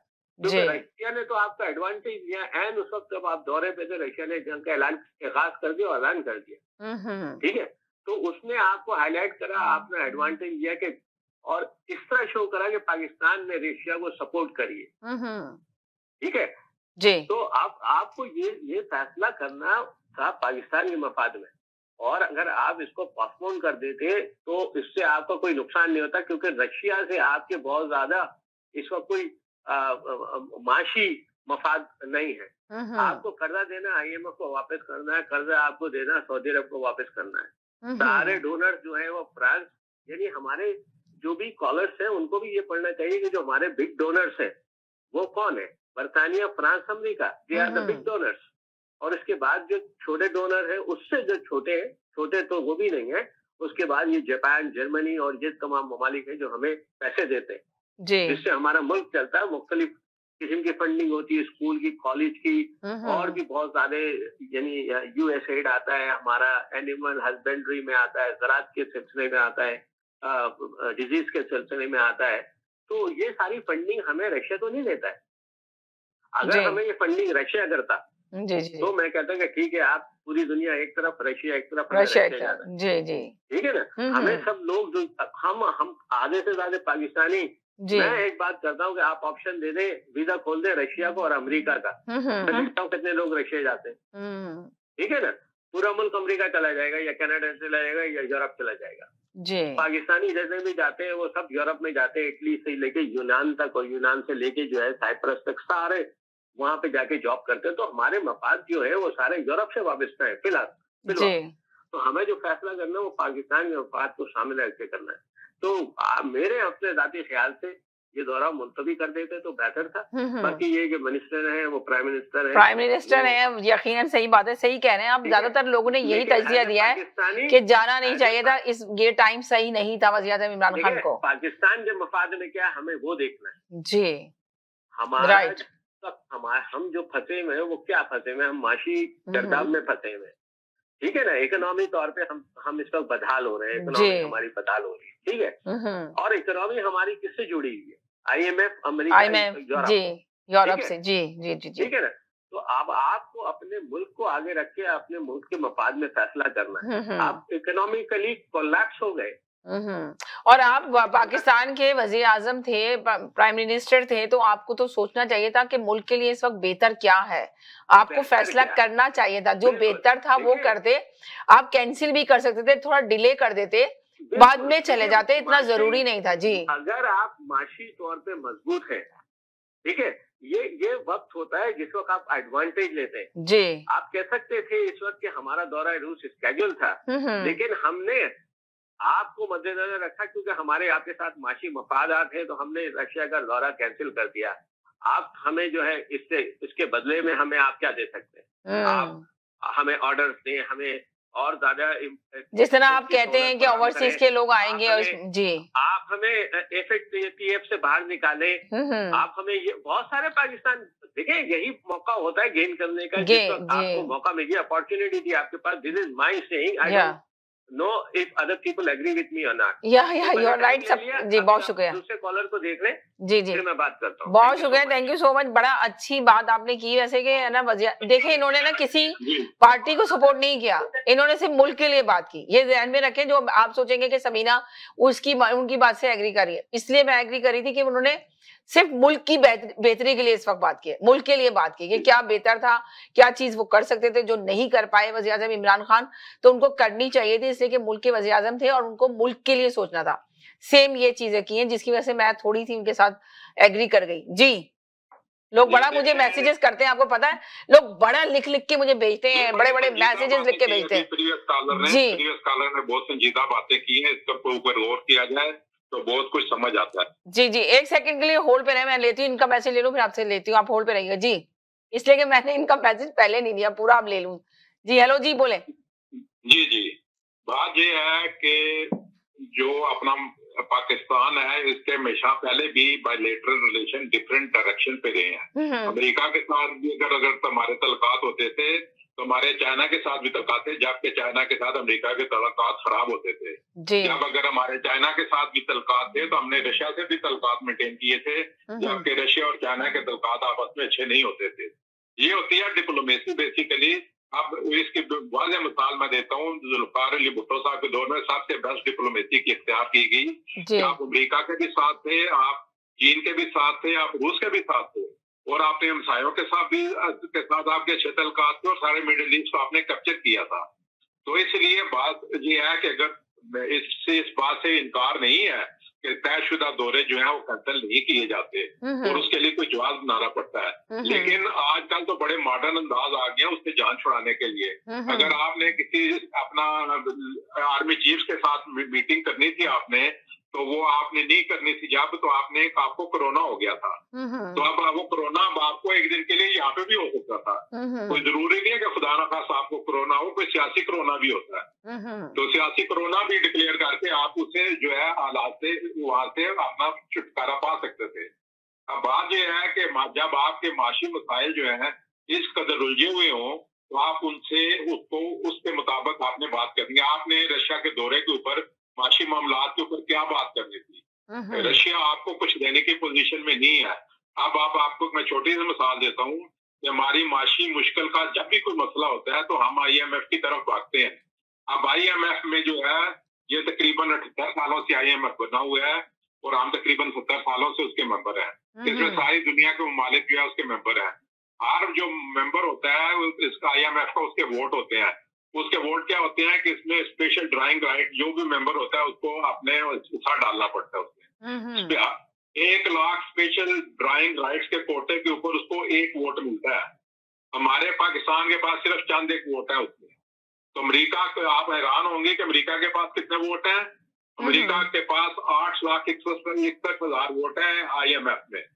तो जब 8,61,000 वोट एक मुल्क के पास हो तो IMF में जब भी कोई मामला जाएगा तो 8,61,000 वोट एक तरफ होता है। तो फिर वो उसके मुताबिक उसके वो फैसले होते हैं। तो जब आपके माली मामला जुड़े हुए हों दूसरे लोगों से तो उनको आप इग्नोर नहीं कर सकते हैं। तो चले आप इग्नोर नहीं कर सकते, लेकिन उनके वाजे खिलाफ ना जाए। अभी कल देखें जो फवाद चौधरी ने अपना वो ट्वीट किया और असद उमर ने ट्वीट किया, उससे ये तासर मिलता है जो उसमें अगरचे उन्होंने क्रिटिसाइज किया अपोजिशन लीडर को, उनके पैसे जो कि मगरब में पड़े हुए इसलिए उनके मुफादात की बात करते हैं। तो ये आपने इन अदर रेट काउंटिंग कर दी, आपने मगरब की तरफ से आप अपने आप को आइसोलेट कर रहे हैं। हालांकि प्रैक्टिकली वजारत खारजा ये नहीं चाहता, लेकिन बेवकूफ जो बशीर है वज़ीर आज़म साहब के, उन्होंने ये तासर दे दिया कि हम जो है एक जो वेस्ट का ब्लॉक है हम उससे हटते जा रहे हैं। तो ऐसी बातें जो है आपके माशी मसाइल में मजीद इजाफा करती हैं। आप ये देखें कि इस वक्त आपके अभी बुध वाले दिन मिनिस्ट्री ऑफ इकोनॉमिक अफेयर ने रिपोर्ट दी है कि पिछले 7 महीने में गवर्नमेंट के कर्जों में $13 बिलियन का इजाफा हुआ है। तो आप $13 बिलियन का जब आपके 7 महीने में इजाफा हुआ है तो ये पिछले साल के जो आपने कर्जे लिए थे उससे ये 70 गुना ज्यादा है। 70 गुना सारी कह रहा हूँ 70% ज्यादा है। तो आपकी माशी हालत ये हो कि आप जो है वो कर्जों में हर साल इजाफा कर रहे हो, तो आप ऐसे मुल्क का दौरे को क्यों जरूरी समझते हैं जहाँ से आपको कुछ मिलना नहीं है, बल्कि उसके बदले में जहाँ जिन मुल्कों से आपको कुछ मिल सकता है वहां भी रुक जाए। उसके बाद यह कि 11.8 बिलियन के कर्जे लिए और 1 बिलियन 1.3 बिलियन जो है ये नया पाकिस्तान के नाम से इन्होंने सर्टिफिकेट जारी किए थे जो इंतहाई महंगे रेट ऑफ इंटरेस्ट के ऊपर किए। तो मिनिस्ट्री ऑफ इकोनॉमिक अफेयर कहता है कि ये जो है ये सारा कुछ करके भी हमें जो है वो उस पोजीशन के ऊपर है कि हम अपने रिजर्व को जो अपनी पहली पोजीशन पे मेंटेन कर सकें, जबकि प्रैक्टिकली कोई डेवलपमेंट नहीं हुई मुल्क में। प्रैक्टिकल डेवलपमेंट हुए बगैर आपके कर्जों में $13 बिलियन का इजाफा हो जाए और वो भी आप मुश्किल अपने जो प्रीवियस रिजर्व है उसको मेंटेन कर सकें, तो इससे अंदाजा लगा लें कि मुल्क की इक़्तिसादी हालत कितनी खराब है। तो हमें इक़्तिसादी हालत को ठीक करने की बजाय हम ऐसे अपना कुएं में हमने छलांग लगा दी जिससे उसमें मजीद जो है तरक्की पैदा होगी। Thank you. जी जी जी जी जी हेलो जी जी जी जी जी जी जी जी सुना आपने लोगों की तस्वीर। जी नहीं, पहले टॉपिक पे तो काफी डीपली बात हो गई है ना, सबकी राय आ गई। लेकिन ऐसा जो है ना वो तो वजीर आजम साहब भी अपनी प्रेस कॉन्फ्रेंस या उनके इंफॉर्मेशन मिनिस्टर ही बताएंगे कि हमारा ये दौरे में क्या चीज बात हुई, क्या हुई, ये तो हमें नहीं पता चलेगा इस दौरे के हिसाब से। लेकिन सही और गलत का भी देखिए ना, हर एक की अपनी ओपिनियन है, इसे राइट टाइम था या रॉन्ग।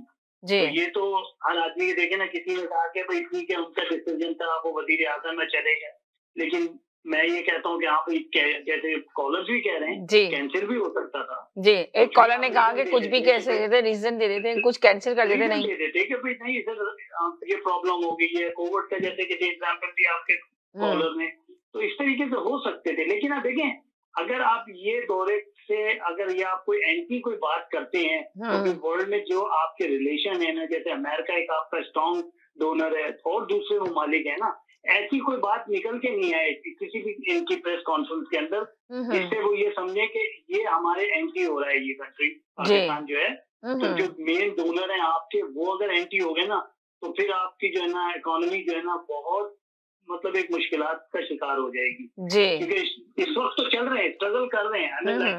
ऑनेस्टली अगर देखा जाए मतलब ये पीटीआई के कोई भी फेवरेबल बंदे कोई बात करे नहीं अभी सही है, लेकिन अगर चल रहे हैं तो उसको संभालने के लिए आप जो भी डोनर है उनसे रिलेशन बनाए रखें, उस वक्त तक रखें कि भाई ताकि हम एक मतलब एक इकोनॉमिकली हम स्ट्रॉन्ग हो या एक राइट पाथ पे हो।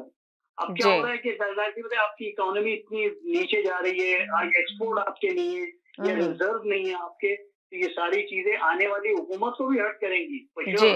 ये नहीं है ये इसकी हुकूमत जाती है 5 साल तक ये करेंगे, और अगर ये अभी वोट ऑफ कॉन्फिडेंस क्या देख रहे हैं आप, अब वजीर आला वो जो परवेज इलाही को शायद कहते हैं कि तुम्हें पंजाब को वजीर आला बना देंगे, स्पीकर है जो परवेज इलाही, बहुत सारी ऑफर एक दूसरे की मतलब ये चल रही है कि प्राइम मिनिस्टर कौन बनेगा, जो फैसले नहीं हो रहे हैं ऐसा। लेकिन बड़ी मतलब एक काफी मतलब मुश्किल पोजीशन है, काफी हंगामा आ रही हो रही है मुल्क के अंदर कि कौन वजीर आजम बनेगा।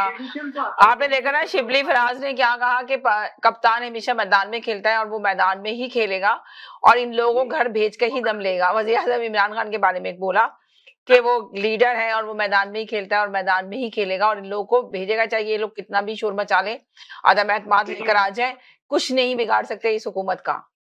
देखिए देर सवेर भी मैं एक ये भी समझ में नहीं आती है। चले मैं इस पे तफसील से आपसे बात करूंगी, एक छोटे से ब्रेक की तरफ जा रही हूँ ताकि और कॉलर को भी एयर करूंगी। एक छोटे से ब्रेक है, एक और कॉलर है, मैं आपको भी लेती हूँ। आपका मैसेज आ गए 2 कॉलर, इनका मैसेज ले लूं। मैं चाह रही थी ब्रेक की तरफ जाऊँ। जी हेलो जी, अस्सलाम वालेकुम। हेलो सलाम समीना, आप ब्रेक पे जा रही हैं? मैं सोची हूँ ब्रेक के बाद ही आप लोग को लूं तो ज्यादा बेहतर है कि एक छोटे से ब्रेक की तरफ जा रही हूँ। ब्रेक के बाद कॉल चलें, कहीं नहीं जाइएगा, मेरे साथ रहिएगा, छोटे से ब्रेक के बाद वापस आती हूँ। जी नाज़रीन, हम गए थे एक छोटे से ब्रेक की तरफ, ब्रेक के बाद वापस आए। आप देख रहे हैं अपना पसंदीदा प्रोग्राम तकरार और आप देख रहे हैं अपने चैनल आवाज एंटरटेनमेंट में देख रहे हैं। मेरे साथ एक ही कॉलर मौजूद है, होल्ड पर है। अब दूसरे कॉलर आएंगे तो मैं लूंगी उनको। जी हेलो जी। जी जी अब हम जी कॉलर है नहीं, मेरे कॉलर तो हैं, आए थे ना, मैं ब्रेक की तरफ चली गई थी, अभी फिलहाल आप ही हैं।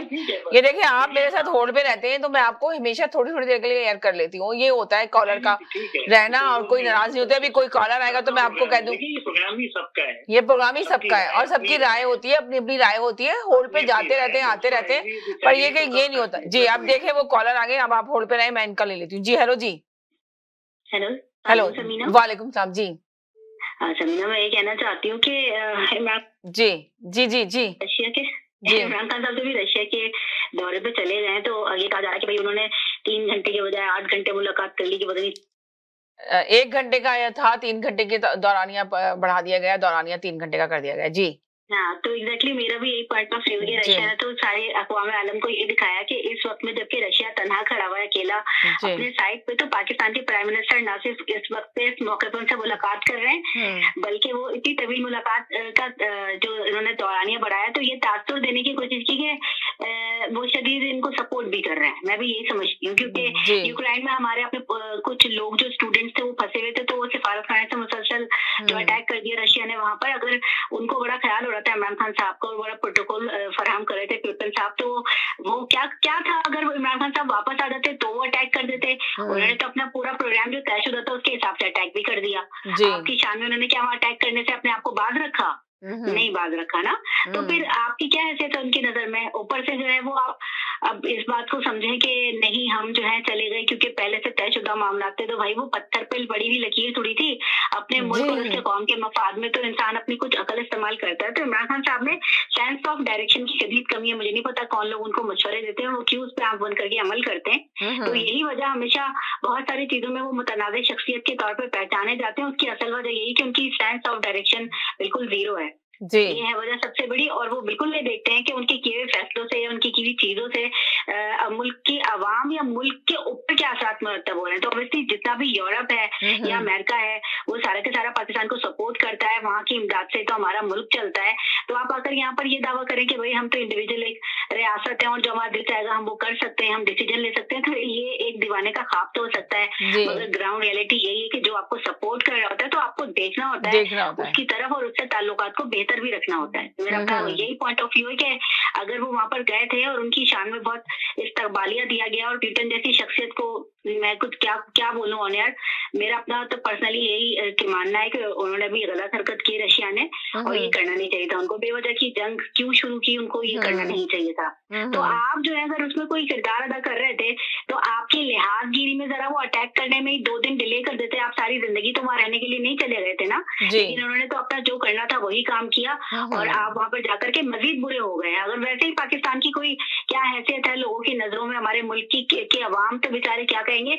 अगर अपनी हुकूमती सतह पर बात कर ली जाए तो सिर्फ मांगने वाला मुल्क की तस्वुर किया जाता है हमारे मुल्क पाकिस्तान को बदकिस्मती से। तो अभी जो है वो आप इस स्टेज पर खड़े होकर के आपने वहां जाने का ना सिर्फ डिसीजन लिया बल्कि उसको खूबी के तौर पे अगर आप बयान कर रहे हैं, तो मेरा तो यही सवाल है पूरी गवर्नमेंट ऑफ पाकिस्तान से कि आपकी शान में उन्होंने वहां पर जो है वो डिले क्यों ना कर दिया। अटैक करना थोड़ा सा डिले कर सकते थे, वो नहीं किया ना उन्होंने, क्यों? ये मेरा सवाल था। मैं और वीकेंड में यही कहना चाहती थी। चलें, बहुत शुक्रिया, थैंक यू सो मच जी। हेलो जी। हेलो, अस्सलाम वालेकुम जी। वालेकुम सलाम जी। अच्छा जी समीना जी, यहाँ देखिए एक बात तो बिल्कुल आया है कि प्यूटन ने जो है वो इमरान खान नियाज़ी को बना दिया मामू जी। अब बोले क्यों? ठीक है, क्यों मामू? अब मैं क्यों बोलूं क्यों? आप हमेशा मुझसे पूछ रहे हैं कि आप बताइए, आप कहिए, आप दीजिए, आपका तज्जिया है जी। देखिए हाँ, मेरा तज्जिया देखिए, प्यूटन इस वक्त बिल्कुल फारिग बैठा हुआ है, बिल्कुल फारिग बैठा हुआ है तो उसको चाहिए था कंपनी। तो उसने कहा कि एक फारिग बंदा जो है ना इस दुनिया में वो इमरान खान नियाज़ी, उसको बुला लो। इतने फारिग लोग हैं ये लोग, जो ना करीब बैठ के 3 घंटे का टाइम जाहिर कर दिया इन्होंने, बताइए। अच्छा, उस 3 घंटे के फारिग वक्त में आप देखें कुछ नहीं निकला, कुछ भी नहीं, मतलब कोई भी ऐसी प्रोडक्टिविटी कोई चीज नहीं आई है जिसको आप बात कर सकें, ठीक है, आप बता सकें आवाम में। तो बेसिकली प्यूटन तो अच्छा आपको ये पता चला कि 3 घंटे जो दौरानिया बढ़ा दिया गया, 1 आवर का था, 3 घंटे हुई है मीटिंग उनकी आपस में, तो उनमें क्या मौकूफ रखा उन्होंने, क्या बातचीत की? आपको तो बड़ी अंदर खाने की बातें पता चल जाती हैं, हर चीज आप तो लेकर आते हैं कि ये चीज होने वाली है, ये मुझे पता है, आप तो बड़ा आके बात कर रहे होते हैं। तो जरा मैं सुनना चाह रही हूँ कि कह रहे हैं कि पाकिस्तान में वज़ीर-ए-आज़म इमरान खान ने बहुत ज्यादा चीजें हाईलाइट की, उनके साथ में बैठ के मीटिंग की, इस्लामी फोबिया पे भी बात की गई है, अफगानिस्तान पे भी बात की गई है। तो मैं यही सुनना चाहती हूँ कि आप बताइए और क्या बातें हुई जी। देखिए, पहली बात तो इस्लामोफोबिया का दूर ताल्लुक नहीं है रशिया का जी, तो इसको तो आप भूल जाए। इस्लामोफोबिया का है और रशिया का है, इसको तो आप भूल जाए। असल में ये कहते हैं स्लीप ओवर के लिए नियाज़ी इनके पास ना, और स्लीप ओवर में इन्होंने जो ना इलावा वक्त जाया करने की कुछ नहीं किया इन्होंने। आप बता दें कि जो भट्ट साहब ने बात करी, जो सैयद ने आकर बात करी, भट्ट से बात करी है, देखिए अगर ये जाते ना तो आप प्रोडक्टिविटी होती, ठीक है ना, आप कुछ अचीव करके लेकर आते हैं। अगर आप अचीव करते हैं समीना जी, तो ये मीडिया जो है ना, इनका जो ARY साबिर जो आते हैं, ठीक है ना, और एक और आता है वो चौधरी गुलाम पति, क्या नाम है उसका ना, तो वो सारे के सारे जो है ना वो ट्वीट करते हैं, चीजें बताते हैं, चीजें बताते वो कि जी ये तो इतना जबरदस्त किस्म का ये जो है दौरा रहा है और उसमें इतनी प्रोडक्टिविटी आई है। आप यकीन करें, नील बटन नील कुछ नहीं आया। अगर ये होता तो इनके सारे जो एडवाइजर है वो आज का जो ना मीडिया पे जो है ना वो मीडिया की जो है ना बस वो ऐसे की तैसे कर देते हो ना कि इमरान खान ने ये किया, वो किया, वो किया, कुछ नहीं मिला इनको। और इन्होंने क्या किया है, देखिए बात ये है कि अभी रशिया की जो सिचुएशन है वो ये है कि वो बिल्कुल है ना आइसोलेट हो गया। अच्छा, पाकिस्तान तो रियासत मदीना पहले भी आइसोलेट थी, ठीक है, तो आइसोलेशन पे चल रहे हैं दोनों के दोनों। आपका जो ताल्लुक था वो सही कहा सैयद भट्ट साहब ने कि भाई सबसे बड़ा जो आपका ताल्लुक अमेरिका से है। आपको पता है कि लियाकत अली खान जो पहले प्राइम मिनिस्टर थे लियाकत अली खान का क्या 1951 में उन्होंने विजिट किया था। पहले रशिया सबको ऑफर आई थी कि आप विजिट करें, ठीक है। फिर अमेरिका से आया तो वो रशिया जा रहे थे, फिर अमेरिका ने कहा कि आप हमारी यहाँ। अच्छा एक सेकंड होल्ड बनाए, छोटे से ब्रेक की तरफ जा रही हूँ, वापस आती हूँ ब्रेक के बाद, कहीं नहीं जाएगा, मेरे साथ रहिएगा। एक छोटे से ब्रेक की तरफ जा रही हूँ, ब्रेक के बाद वापस आती हूँ। जी नाज़रीन, हम गए थे एक छोटे से ब्रेक की तरफ, ब्रेक के बाद वापस आए। मैं कॉलर की बात सुन रही थी, मैंने कहा वापस पे आके सुनती हूँ। जी जनाब, जी आप बोलिए, आप कंटिन्यू करें अपना।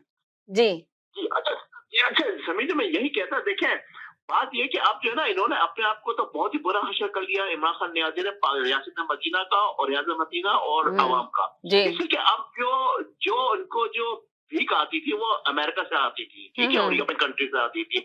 अब पाकिस्तान जा रहा है FATF में, ठीक है, तो फैक्ट ऑफ में आप देखिए पाकिस्तान का बहुत बुरा हशर होगा। इसी एक तरफ नियाज़ी ने मैंने बताया ना कि कदगर लगाया हुआ है आपने जो फ्रीडम ऑफ स्पीच पे, एक तो वो उनको लेकर डूब जाएगा। दूसरा ये कि जो इन्होंने किया है और आज कहा है उस बंदे ने, बाइडन ने क्या कहा है, आप देखिएगा कि बड़ी सब किस्म की वार्निंग दी थी पाकिस्तान को ना। और आप देखिए मोदी ने बड़े जबरदस्त तरीके से बात करी है। देखिए आपका प्रॉब्लम ये है कि आपकी जो है ना, आपकी फॉरेन पॉलिसी बिल्कुल बेकार है। मतलब जब से ये बंदा आया है पाकिस्तान को डुबो दिया, फॉरेन पॉलिसी खत्म हो गई है इनकी ना। पर कोई बंदा है, लीडरशिप है ही नहीं इनके पास, ठीक है। तो आप देखिए कि मोदी ने बहुत तरीके से बात करी प्यूटन के साथ, प्यूटन से बात हुई टेलीफोन पे, और उसने उसको मतलब फोर्स किया कि नहीं आप जंग रोको, आप इसका कोई वो हल नहीं है। तो आप देखिए मतलब जंग तो रोकने की ये बात नहीं है, लेकिन ये इमरान खान नियाज़ी ने जो किया है जाकर, ठीक है, वो बहुत बड़ी गलती की है। उसका खमियाजा भुगतेगा पाकिस्तान और पाकिस्तान के अवाम। आप यकीन करेगा आपको कोई पैसा नहीं देगा। अभी आप जा रहे हैं, आपके साथ क्या होगा, आप IMF के साथ आपने डील कर लिए, IMF आपको और परेशान करेगा। अभी डॉलर का आप देखें ना कहाँ से कहाँ जाएगा, अभी आप देखें। और इसके अलावा जो अभी गैस की जो कीमतें बढ़ी है, पेट्रोल की, वो क्या आपको पास कुछ नहीं बचेगा, ठीक है। आप जो गए ना, ये गए थे सिर्फ तुरम खानी में, बेवकूफी में। कोई अक्लमंद इंसान होता नहीं जाता, इस बात से नहीं जाता कि यार पहले लिए मेरे अवाम मेरा मुल्क से पहले लिए, ठीक है। आपको पता है आपने ये क्या है कि आप जो है ना कुएं में कूद गए हो। आखिर मैं बता रहा हूँ, ये कुएं में कूद गया है। अब जब कुएं में कूदा है तो उसको अंधेरा नजर आ रहा है, आपको ऐसी रोशनी वाली नजर नहीं आएगी। तो अब ये कि बहरहाल जो आने वाला वक्त जो है ना बहुत खतरनाक है पाकिस्तान के लिए। ये मैंने आपको पहले भी कहा। अच्छा तो आप ये बता दीजिए कि हुकूमत कहती है कि अदम एतमाद आ जाएगा मगर कामयाबी नहीं होगी, तो आप क्या कहेंगे? शिबली फराज का कहना है कि परेशान ना हो, ये जो जितना भी करना है शोर मचाना है इनको मचा लें, पर हमारे साथ एहतियाती मौजूद है और ये हमारी हुकूमत का कुछ नहीं बिगाड़ सकते। उन्होंने कहा कि ये अपोजिशन जो है बिल्कुल कंफ्यूज हो रही है और कंफ्यूज नजर आ रही है। जी, और आप क्या कहेंगे? आप जहाँ तक इत्यादि हैं वो हुकूमत के साथ खड़े हुए हैं। जी, कंफ्यूज जो है ना, मैं लफ्ज जो है ना, कंफ्यूजन का जो लफ्ज है ना वो आएगा जो हुकूमत है वक्त जी, क्योंकि सारे के सारे जो है ना बिल्कुल ना वो है ना बिल्कुल बावले हुआ है। आप वो कह रहे हैं कि जहाँ तक एहतियातियों का मामला है वो हमारे साथ है, हुकूमत के साथ खड़े हुए। तो अब हुकूमत अगर चले फर्ज करें, मैं आपसे ही पूछती हूँ, आप बड़ा आके तजज़िया देते हैं, अगर फर्ज करें ये हुकूमत जाती है तो ये अदम एतमाद लेकर आते हैं, तो किसके लिए लेकर आते हैं और कब लेकर आएंगे और किसके लिए लेकर आएंगे? वज़ीर-ए-आज़म इमरान खान के लिए लेकर आएंगे या स्पीकर के लिए लेकर आएंगे? अभी तक तो अपोजिशन ने यही डिसाइड नहीं करा कि किसके लिए लेकर आना चाह रहे हैं। जी, बहुत सारे ऑप्शन है इनके पास, स्पीकर के भी साथ स्पीकर पे अदम एतमाद का लेकर आना था इनको, ठीक है ना। उसके अलावा प्राइम मिनिस्टर भी लेकर आना नियाज़ी के खिलाफ भी, लेकिन ये अब वो नियाज़ी के लेकर, जब नियाज़ी चले आएगा तो आप देखें ना कुछ नहीं बचेगा। तो अच्छा चले, अगर नियाज़ी चला जाता है, वज़ीर-ए-आज़म इमरान खान चले जाते हैं आप लोग के आपके बकौल, तो आप बताएं कि वज़ीर-ए-आज़म कौन बनेगा मुल्क का इस वक्त?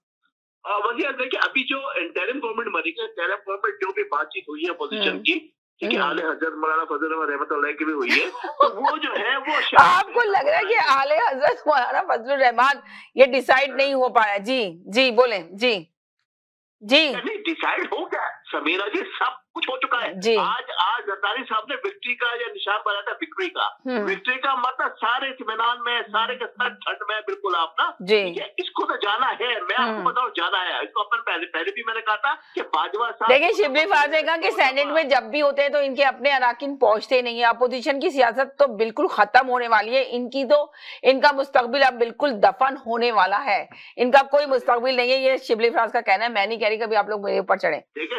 अब इनकी सियासत बिल्कुल खत्म हो गई है, उनका ये कहना है। जी अच्छा, इनकी सियासत ये इनको उन्होंने कहा उनकी सियासत तो बिल्कुल दफन हो चुकी है और अब ये हमारा कुछ भी नहीं बिगाड़ सकते। जी, शिबली फराज को उन्होंने कहा कि अभी पूछा गया, देखे उनसे सवाल पूछा गया कि वो जहांगीर इमरान खान वापस आएंगे तो क्या जहांगीर तरीन से मुलाकात करेंगे? उन्होंने कहा ऑफ कोर्स करेंगे। क्या ये चाहते हैं कि हम घर में बैठ जाएं? हम जलसे भी करेंगे, हम आवाम के मसाइल को आवाम के सामने आएंगे और जलसे भी करेंगे, और इमरान खान को चाहिए कि वो जहांगीर तरीन से मुलाकात करें। जहांगीर तरीन ने मना कर दिया, उनको स्ट्रेट फॉरवर्ड मना कर दिया जहांगीर तरीन ने। अब इनकी हिम्मत, ये आप अंदर खाने की खबर लेकर आएंगे, जहांगीर तरीन ने मना कर दिया। उसने कहा यार इस जैसा बेवकूफ शख्स को मैंने खामोश सपोर्ट किया और मैंने अपनी एनर्जी भी जाया की, मैं अपना पैसा भी जाया किया, ठीक है। तो अब उसने तो मना कर दिया साहब। और दूसरी बात ये कि देखिए पहले एस्टेब्लिशमेंट का हाथ था। अभी मैंने बताया ना कि 2 दफा बाजवा साहब मिल चुके हैं नवाज शरीफ से, एक पहले मिले और अभी मिले पिछले दिनों। तो अब जो है वो एस्टेब्लिशमेंट का जो हाथ था ना, फिर कुछ लोग हैं जो 4 है, लेकिन जो सबसे बड़ा जो हाथ था वो अब हट चुका है इनका, ठीक है। और अभी इसी वजह से ये उल्टी सीधी बातें कर रहे हैं और अब इनका जाना ठहर गया है। मैं आपको हफ्ते से बता रहा हूँ। अब ये जब आप मार्च आ रहे थे, मार्च में इस बंदे को जाना है हर सूरत में, इसके अलावा कोई चारा नहीं है। देखिए महंगाई तो है, महंगाई अभी और भी होगी। आपको पता है कि ना वज़ीर आज़म इमरान खान को मशवरा शेख रशीद ने दिया कि वो जहांगीर तरीन से मुलाकात करें, जाके बैठे और बात करें। उसकी आपने शेख रशीद की हालत देखी थी किस तरीके से, जब वो आया था प्रेस कॉन्फ्रेंस कर रहा था, उसकी हालत देखी थी। मैंने एक छोटा सा शॉट देखा था, बस मैंने इसका शक्ल देखकर पहचान लिया था, ये बंदा बहुत घबराया हुआ है और ठीक है और सही कह रहा है। चले एक सेकंड के लिए रुके, एक सेकंड के लिए रुके। जी हेलो जी, अस्सलाम वालेकुम। वालेकुम अस्सलाम, कैसे हैं समीना? बिल्कुल ठीक ठाक, आप सुनाइए कैसे हैं? अल्हम्दुलिल्लाह ठीक ठाक जी। ये जो आपके रशिया की बात हो रही है, इसमें 1-2 बातें मैं ऐड करना चाहूंगा। जी जी कीजिए। यानी कि बेसिकली ज्यादातर लोग दौरे पे तो इतराज नहीं करते हैं, वो कहते हैं कि जी टाइमिंग गलत है। जी ठीक है। बेसिक आई थिंक जितना मैंने सुना है इशू यही है कि टाइमिंग जो है सही नहीं है। जी। दौरा जो है वो डिले भी किया जा सकता है। डिले भी किया जा सकता है, हाँ ज्यादातर कॉलर ने यही कहा। पिछले 11 साल से सुन रहे हैं अगर आप जाएं तो कि प्यूटन जो है वो पाकिस्तान का दौरा करने वाले हैं। होता ही है कि जब आखिरी मोमेंट आता है तो वो अपना दौरा कैंसिल कर देते हैं। जी। इसकी आखिरी मिसाल जो है वो जब आर्टिकल 370 के तहत आजाद कश्मीर को इंडिया ने जो है अपने साथ दम किया, अपने इंडिया में दम किया, उस मौके पे भी प्यूटन आने वाले थे पाकिस्तान। जी ठीक है। प्यूटन ने इंडिया के दबाव पे ये फैसला किया कि वो पाकिस्तान नहीं आएंगे। वो चौथी दफा उन्होंने वो दौरा कैंसिल किया और ये पहले से होता आ रहा है। मतलब मैं पिछले 10 सालों की बात कर रहा हूँ, ये लास्ट 3 साल की बात नहीं कर रहा हूँ। तो जो रशिया है उसने मिसाल कायम की हुई है कि वो दूसरों के दबाव पे आपके दौरे पे नहीं आते, वो कैंसिल कर देते हैं, लास्ट मोमेंट में कह देते हैं हम नहीं आ सकते। जी ठीक है। आपके पास इतनी बड़ी अपॉर्चुनिटी है कि रशिया जो है वो एक एग्रेसर है, एक सॉवरेन कंट्री के ऊपर उसने हमला किया। जी जी। अगर आप डेमोक्रेटिक वैल्यूज को समझते हैं, अगर आप दुनिया की नजरियात को समझते हैं, तो आपको ये समझना पड़ेगा कि किसी भी सॉवरेन कंट्री पे हमला जो है वो एक्सेप्टेबल नहीं है। जी। आप एग्रेसर के साथ जाके खड़े नहीं हो सकते। अगर आप में इतनी ही हिम्मत थी तो आप प्यूटन के बराबर में बैठते और कहते कि हम जो है जो यूक्रेन के साथ हैं इसलिए कि वो एक सॉवरेन कंट्री है और आपने उस पर हमला करके गलत किया है। ठीक है। तो यानी कि इसका मतलब यह है कि सारी दुनिया एक तरफ हो गई। जो उसूल है कि किसी सॉवरेन कंट्री पे हमला जो है वो नहीं किया जा सकता। अगर आप इस नुक्ते नजर की हिमायत कर रहे हैं कि सॉवरेन कंट्री पे हमला करना सही है, तो आप ये याद रखें कि आपके ऊपर भी जब हमला होगा तो आपके साथ कोई नहीं खड़ा होगा। ठीक है। यानी जो बेसिक प्रिंसिपल्स है जब उनको आप तोड़ देते हैं, और ये दुनिया के प्रिंसिपल नहीं है, कोई मेरे जाति क्रिएट किए प्रिंसिपल नहीं है। इतराज क्या हो रहा है? इतराज ये हो रहा है कि Ukraine is a sovereign country, उस पर आप हमला करके उसके एक हिस्से को एनेक्स नहीं कर सकते। अगर आप ये काम करते हैं तो फिर हम इंडिया पे कैसे तनकीद करते हैं कि उसने जो है कश्मीर को जो है एनेक्स कर लिया है। जी। आप तो अपना मौकफ ही खो बैठे कि आपने जो है उस पर आप कैसे तनकीद आप करेंगे कि इंडिया ने एनेक्स कर लिया है। ओ भाई आप जाकर उसके बराबर में बैठ गए जिसने कि जो है यूक्रेन का एक हिस्सा एनेक्स कर लिया है। जी। तो जो फॉरेन पॉलिसी होती है, जो फॉरेन प्रिंसिपल्स होते हैं, उसकी समझ में आए बगैर जो है उसके बगैर आदमी ये अपना नाम बढ़ाने के लिए जो है ये जाके वहां खुदक रहा है। विदाउट कॉन्सिक्वेंसेस को। मैं तो समझता हूँ कि इसको किसी ने धक्का दिया इस मुश्किल में, जिस तरह से इसको नवंबर में धक्का दिया था कि जी ISI के चीफ को जो है वो मैं चेंज करूंगा और लगाऊंगा और नहीं लगाऊंगा, अभी फिर किसी ने इसको धक्का दिया है। दिमाग तो इसका अपना है नहीं, फिर किसी ने इसको फंसा दिया ऐसी मुश्किल में कि जिससे निकलना इसके लिए बाहर हो जाएगा। और ये तो खैर निकल भी जाएगा, मगर पाकिस्तान पे जो मुश्किल पड़ेगी वो जो है पाकिस्तानी अवाम फिर उसको बाद में उठाते फिरेंगे, और ये कोई एक छोटी सी मुश्किल नहीं होगी, फिर कंटिन्यू होगी आगे से। तो इन सारी चीजों को समझे बगैर पैर पे पैर उठा के बैठ जाना और उसके बाद फॉरेन पॉलिसी पे बयान देना मेरी तो समझ से बाहर है। शुक्रिया, थैंक यू। जी जी, हेलो जी, जी हेलो जी जी शिबली फराज साहब जो कहते हैं कि खिलाड़ी और फलां ये है जी, जो मैंने आपको अभी बात की। जी जी जी, मुख्तर से बात ये है कि खेलने और मुल्क चलाने में बहुत फर्क होता है। जैसे वो अपोजिशन के साथ समझते हैं कि खेल रहे हैं, तो अपोजिशन भी उनके साथ वैसा ही खेल रही है। अपोजिशन जो है वो ऐसा खेल खेल रही है, इस अंदाज से खेल रही है कि हुकूमत के हिसाब जो है वो शल हो जाएंगे। रोजाना कोई ना कोई एक नई ऑप्शन लेके आते हैं जिससे इनको जो है हुकूमत को मजीद पीछे पड़ते जा रहे हैं। अब उससे उसका अंदाजा ऐसे लगा लें कि चौधरी फवाद का जो अवेला होता है रोजाना, वो उसका वाज़ेह सबूत है कि हुकूमत कितनी बौखलाई हुई है। बात यह है कि पोजीशन जो है वो उसका कोशिश है कि अदम एतमाद आने से पहले जितनी इमरान खान की अवाम की नजर में पोजीशन खराब हो सकती है। तो अच्छा, आपको लग रहा है कि अदम एतमाद आएगा और वजीर आजम इमरान खान चले जाएंगे, गिर जाएगी इनकी हुकूमत, कोई नया वजीर आजम आएगा? आप इस पे एग्री कर रहे हैं या ये कह रहे हैं कि सिर्फ शोर मच रहा है जिस तरह हुकूमत बहुत मुतमईन है? ये आप बताएं जरा। जी देखें, जो पॉलिटिकल डेवलपमेंट होती है ना, ये कोई ऐसे फार्मूले नहीं होते कि आपने दो अपना लिक्विड डालने हैं तो ये गैस बन जाएगी। ये एक अपना एस्टिमेशन होती है। अपोजिशन होती कहलाती है, इसलिए अपोजिशन है कि उसके पास नंबर कम होते हैं। अगर उसके पास नंबर ज्यादा हो तो फिर वो हुक्मरान कहलाते हैं। तो जाहिर है कि हर अपोजिशन जो होती है। तो अब आप ये देखें कि ये भी आपने कहा कि चले हुक्मरान जो होते हैं अपोजिशन के पास मेंबर कम होते हैं, तो अब ये जो हुकूमत है, हुकूमत कभी जल्द से जुलूस नहीं करती, तो ये तो जल्द से जुलूस करने के लिए तैयार बैठे हुए हैं। अब वापिस आएंगे वज़ीर-ए-आज़म इमरान खान तो जल्द से जुलूस भी करेंगे अदम एतमाद के लिए।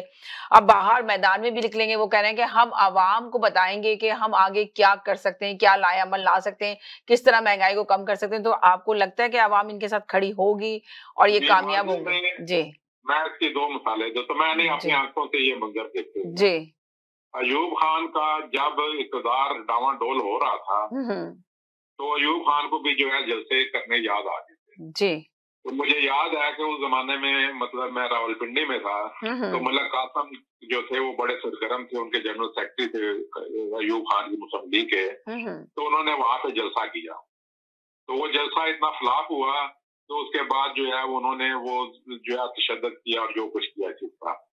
इसी तरह जब भुट्टो साहब का, हालांकि इतने पॉपुलर लीडर थे, जब उनके इक़्तिदार को भी ज़वाल आया तो उन्होंने भी अवाम के पास जाके जो है वो जो है डंडोरा अपना पीटना शुरू किया। उन दिनों में जो जब इनका इक़्तिदार डोल रहा था अपना जुल्फ़िकार अली भुट्टो साहब का, तो इन्होंने रावलपिंडी में राजा बाजार में जाके एक दिन अचानक नमूदार हो गए, पब्लिक में जाके अपीयरेंस दी ताकि ये तासर दिया जाए कि मैं बड़ा पॉपुलर हूँ। तो जो हुकूमत में लोग होते हैं उनको बेसिकली ये अवामी राय अमा को उस वक्त की जरूरत नहीं होती, उनके जो पॉलिसीज होती हैं या उसके आउटकम्स होते हैं उससे अवाम ने मुतमईन होना होता है, क्योंकि अवाम ने तो पहले फैसला दे दिया हुआ है आपको कि आप हमारे हुक्मरान हैं। तो जब हुक्मरान आपको चुन लिया गया हुआ है तो अब अवाम ये एक्सपेक्ट करते हैं कि आप हमें कुछ करके दिखाएं। जब आप कुछ करके नहीं दिखा रहे हैं तो आप फिर अवाम के पास किस लिए जा रहे हैं? तो फिर अवाम का आपसे पूछेगी कि आप हमारे पास किस लिए आए हैं?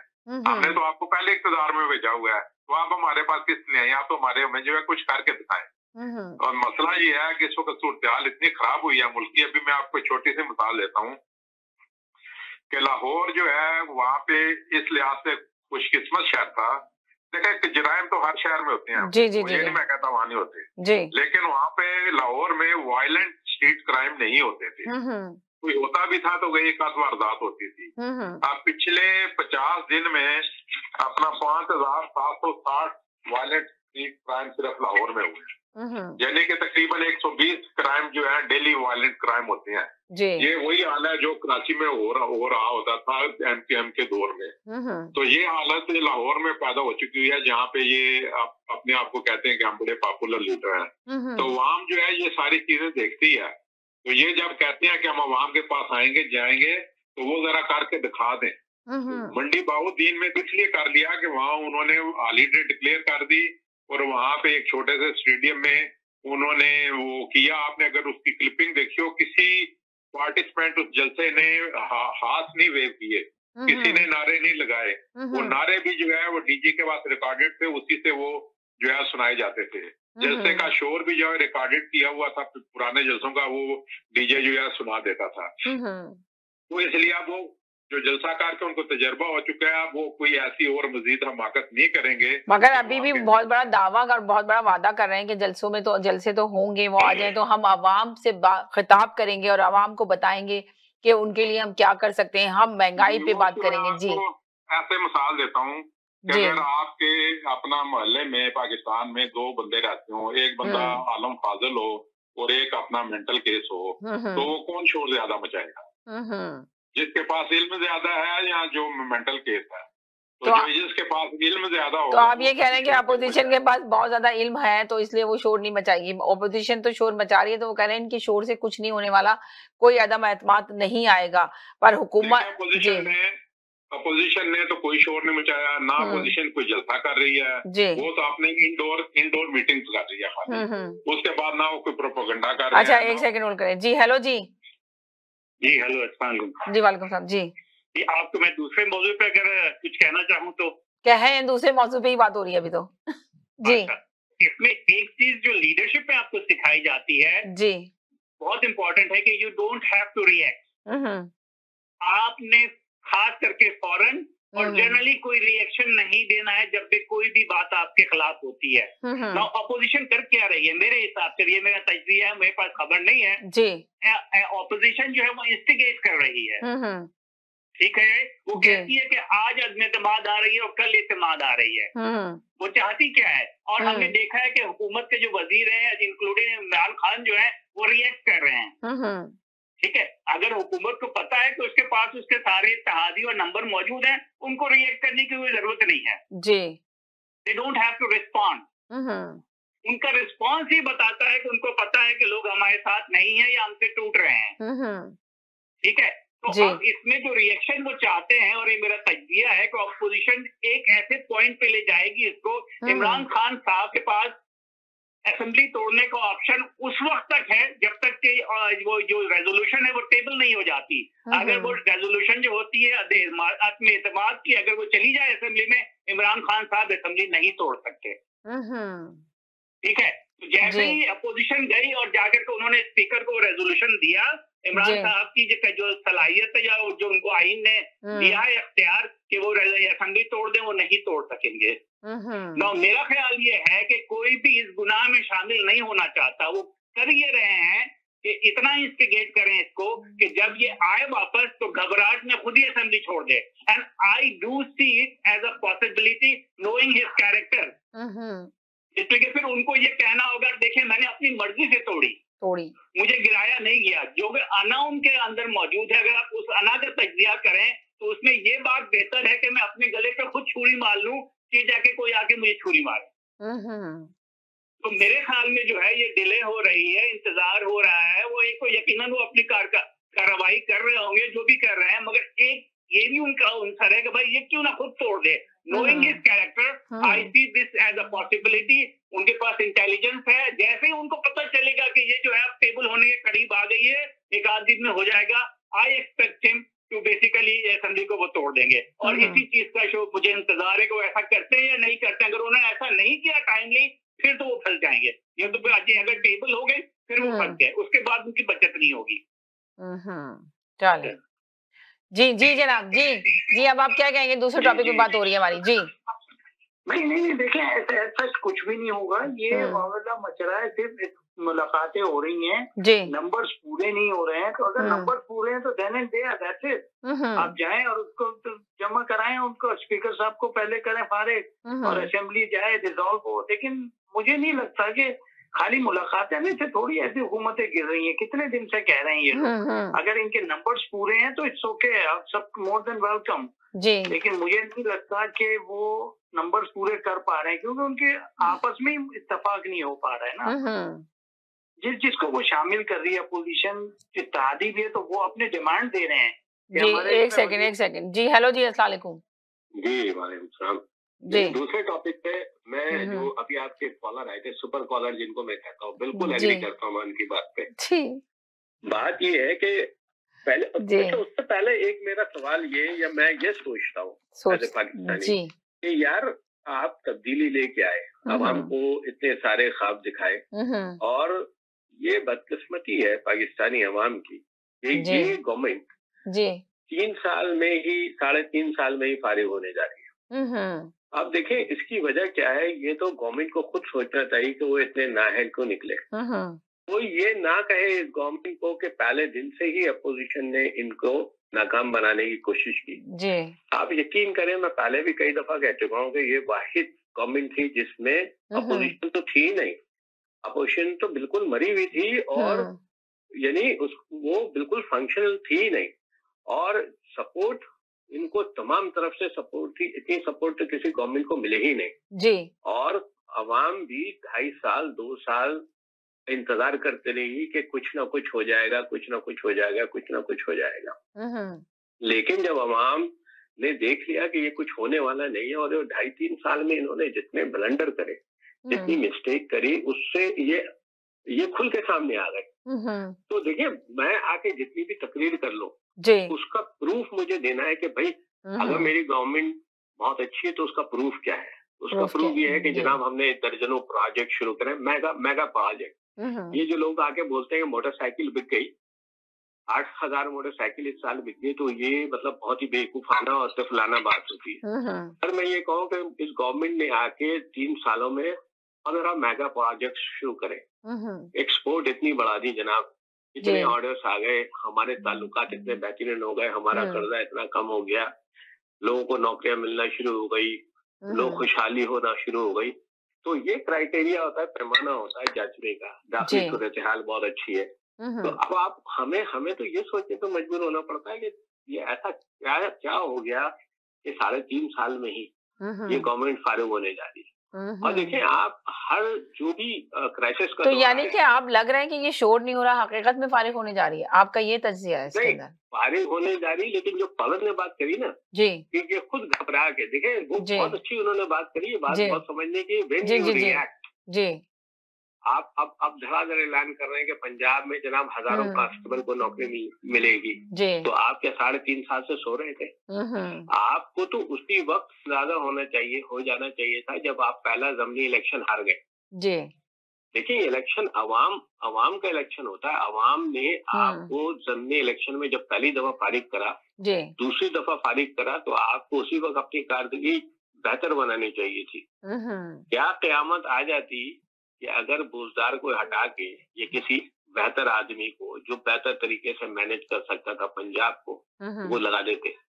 लेकिन आपने अना का मसला बना लिया उसको। आपको खुद पता है कि ये एक बहुत ही नाअहल आदमी है बोझदार जी, ठीक है ना। आपने परवेज खटक को वहां से हटा दिया जी जी। अगर हो गई थी कि यार महमूद खान वो आदमी नहीं है, तो परवेज खटक क्यों ना मैं उसको वापस लेके आ जाऊं। आपको अपनी कारकर्दगी दिखानी थी, आपने वो करा ही नहीं काम। आप पता नहीं किसके मशीरों के दोस्तों के मशवरे में रह गए, जिनको पाकिस्तान का सर पैर का ही नहीं पता था। सब बाहर के लोग आके आपके इर्द गिर्द जमा हो गए। आपने अवामी जो लोग थे, इलेक्टेबल जो थे, इलेक्टेबल, उनको तो आपने पीछे धकेल दिया। और फिर आपने बेवकूफी में जो, देखिए पाकिस्तान को भी जो दुनिया के ममालिक होते हैं, कुछ उसमें इश्यूज जब आते हैं, जैसे पैंडेमिक आ गया। अब पैंडेमिक में आपको चाहिए था कि अपोजिशन को साथ लेके चलते, आईनी मशवरे हैं तो उसमें अपोजिशन को साथ लेके चलते, इलेक्शन कमीशन के मसाइल हैं तो उसमें अपोजिशन को साथ लेके चलते। यही डेमोक्रेसी में होता है। अब ये समझते हैं कि पाकिस्तानी अवाम बिल्कुल जाहिल है, तो ऐसा है नहीं। अवाम ने वो सारी चीजें दी, आपको बार बार मौके दिए, आपको वो मौके पे मौका, चलो जी कोविड आ गया, चलो जी ये हो गया, चलो जी ये हो गया। लेकिन जब आपका वजीर 40 अरब रुपए कोरोना के फंड से हड़प कर जाए, जब आपका वजीर जो है वो पेट्रोल महंगे दाम में बेचे, जब आपका वजीर जो है LNG नहीं खरीद पाए टाइम पे और फिर वो $32 पे खरीदे, जब आपकी एक्सपोर्ट चली जाए गंदम बाहर और फिर वापस महंगे दामों पे खरीदे, जब आपका शक्कर का प्रॉब्लम हो जाए, जब आपका दोस्त जो सबसे बड़ा चोर निकल आए जहांगीर तरीन, तो फिर लोग सोचने पे मजबूर हो जाते हैं ना कि यार इससे पहले वाले तो बेहतर थे, उसको 10 रुपए की रोटी मिलती थी, अब 50 रुपए की मिल रही है, तो यार इससे पहले वाले ही बेहतर थे। उनके दौर में जो है 80 रुपए की शक्कर मिलती थी, अब 80 मिल रही है। आप डॉलर का देखिए कहाँ से कहाँ चला गया, तो लोग ये सब चीजें देखते हैं। ऐसा नहीं होता कि ओवरनाइट चीजें तब्दील हो गई, बहुत मौके दिए, अब अपोजिशन को मौका मिल गया, वो खुल के खेल रही है, इनको मजबूर करेगी, हो सकता है ये खुद असेंबली तोड़ दे। मैं एग्री करता हूँ कॉलर से। चलें जी, कहीं नहीं जाइएगा, बहुत जी, कहीं नहीं जाइएगा, मेरे साथ रहिएगा, छोटे से ब्रेक की तरफ जा रही हूँ, ब्रेक के बाद वापस आती हूँ। जी नाज़रीन, हम गए थे एक छोटे से ब्रेक की तरफ, ब्रेक के बाद वापस आए। आप देख रहे हैं अपना पसंदीदा प्रोग्राम तकरार और आप देख रहे हैं अपने चैनल आवाज एंटरटेनमेंट में देख रहे हैं। हर एक की अपनी अपनी राय और अपना अपना ओपिनियन है। सवाल ये पैदा होता है कि सिर्फ ये पूछना चाह रहे हैं कि अब बता दें कि अदम एतमाद, आप एक कॉलर ने कहा कि ये जी अपनी मर्जी से ही इनके जो है ना अपनी हुकूमत गिर जाएगी और चले जाएंगे। सवाल पैदा होता है कि अगर चले ठीक है ये हुकूमत जाती भी है तो वजीर आजम कौन बनेगा, वजीर आजम किसको देख रहे हैं आप, इस मुल्क का वजीर आजम कौन बनेगा, और जो मुल्क का नया वजीर आजम बनेगा तो क्या मुल्क के हालात बेहतरी की तरफ जाएंगे नहीं जाएंगे, सवाल ये पैदा होता है। ये जवाब चाहिए मुझे। जी जी जी जी देखें, PTI को, इमरान खान को सबसे ज्यादा नुकसान पहुंचाया वो इनके वो नादान दोस्त थे जो इनके दाएं बाएं थे जी, जिन्होंने ये तासर कायम किया कि PTI जो है वो इमरान खान का नाम है जी, यानी कि इमरान खान की वो कहते हैं कि अगर PTI इमरान खान गया तो PTI खत्म हुई, तहरीक ही नहीं है रहेगी। जी जी, ये तासर दे के ही उन्होंने PTI को या इमरान खान को नुकसान पहुंचाया। तो सार उसके देखें, आप देखें कि किसी अपना शख्सियत को कैरिज्मेटिक अपना शो करके और mesmerize दूसरों लोग अवाम को करके कुछ अर्सा तो आप बेवकूफ बना सकते हैं, लेकिन परमानेंट ही बना सकते हैं। अवाम को कहा गया जी कि बड़ा दयानतदार है जी, लेकिन अमली तौर पे नजर आया कि पाकिस्तान करप्शन में नीचे चला गया, इनके इर्द जितने बैठे हैं सारे करप्ट। ये कहा गया कि ये बड़ा डिसिप्लिन है, तो डिसिप्लिन का हालत ये है कि उनकी काबीना के अरकान काबीना के इजलास में उनको आंखें दिखाते हैं। जब वो जरा ज्यादा ऊंचा बोलते हैं तो ये कैबिनेट को इजलास छोड़ जाने की धमकी देते हैं।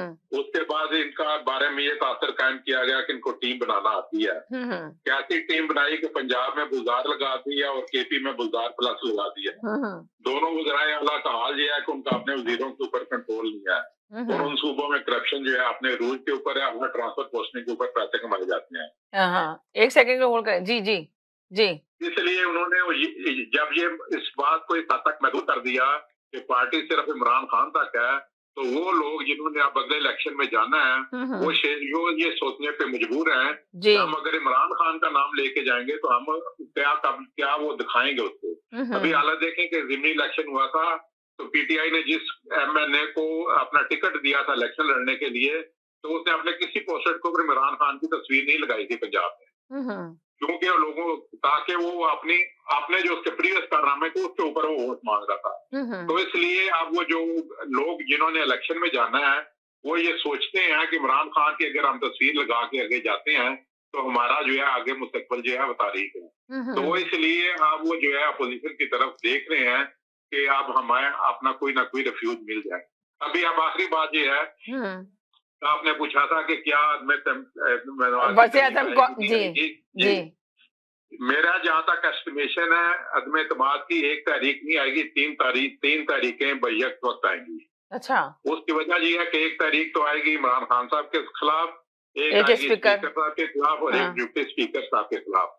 वो इसलिए कि अगर ये इमरान खान के खिलाफ सिर्फ अपना तहरीक लेके आते हैं तो जो स्पीकर है वो कुछ अपना बेईमानी करता है, कुछ और टैक्टिक्स अपना इख्तियार करता है जिससे तहरीक देर हो जाती है या वोटों को गलत काउंट करता है। तो इसलिए वो तीनों की इसलिए लेके आ रहे हैं कि कौमी असम्बली का असूल है कि जिस शख्स के खिलाफ जब अदम एतमाद की तहरीक आ जाए तो वो स्पीकर हो या डिप्टी स्पीकर हो वो इजलास की सदारत नहीं कर सकता। तो इसलिए अपोजिशन ये चाहती है कि तीनों की बजट लेके आई जाए ताकि जब असम्बली में करारदाद अदम एतमाद पेश हो तो स्पीकर बेहतर हो जाए, डिप्टी स्पीकर भी बेहतर हो जाए। और बाकी पैनल पे जो लोग होते हैं वो मोस्टली अपोजिशन के जमातों से होते हैं, तो उसमें से जो सीनियर होगा वो फिर उसकी सुधारत करेगा। तो इसलिए अदम एतमाद को कामयाब कराने के लिए उनकी अब अगली स्ट्रेटेजी ये है कि 3 अदम एतमाद बैक टू फ्लाई। सही जी। जी हेलो जी। जी जी अच्छा सिमरन जी, देखिए सबसे बड़ा जो ड्रॉबैक है ना वो पीटीआई में ये है कि इमरान खान न्याजी साहब वो सियासी पख्तगी है ही नहीं बिल्कुल भी। इसकी वजह ये कि वो ये समझते कि शायद उन्होंने क्रिकेट के कप्तान बन गए थे, तो उन्होंने अपने डिक्टेटरशिप क्वालिटी की वजह से जो है ना अपने आप को जो है ना वहां पर कंट्रोल किया हुआ था। और डिक्टेटरशिप में तो यही होता है कि बस जो है आप किसी को पसंद नहीं आए, ठीक है, आपको कोई पसंद नहीं है तो आप निकाल दो। तो वो एक मोनोपोली होती है, वो उनकी मोनोपोली थी क्रिकेट में, ठीक है, वो खत्म हो गई है।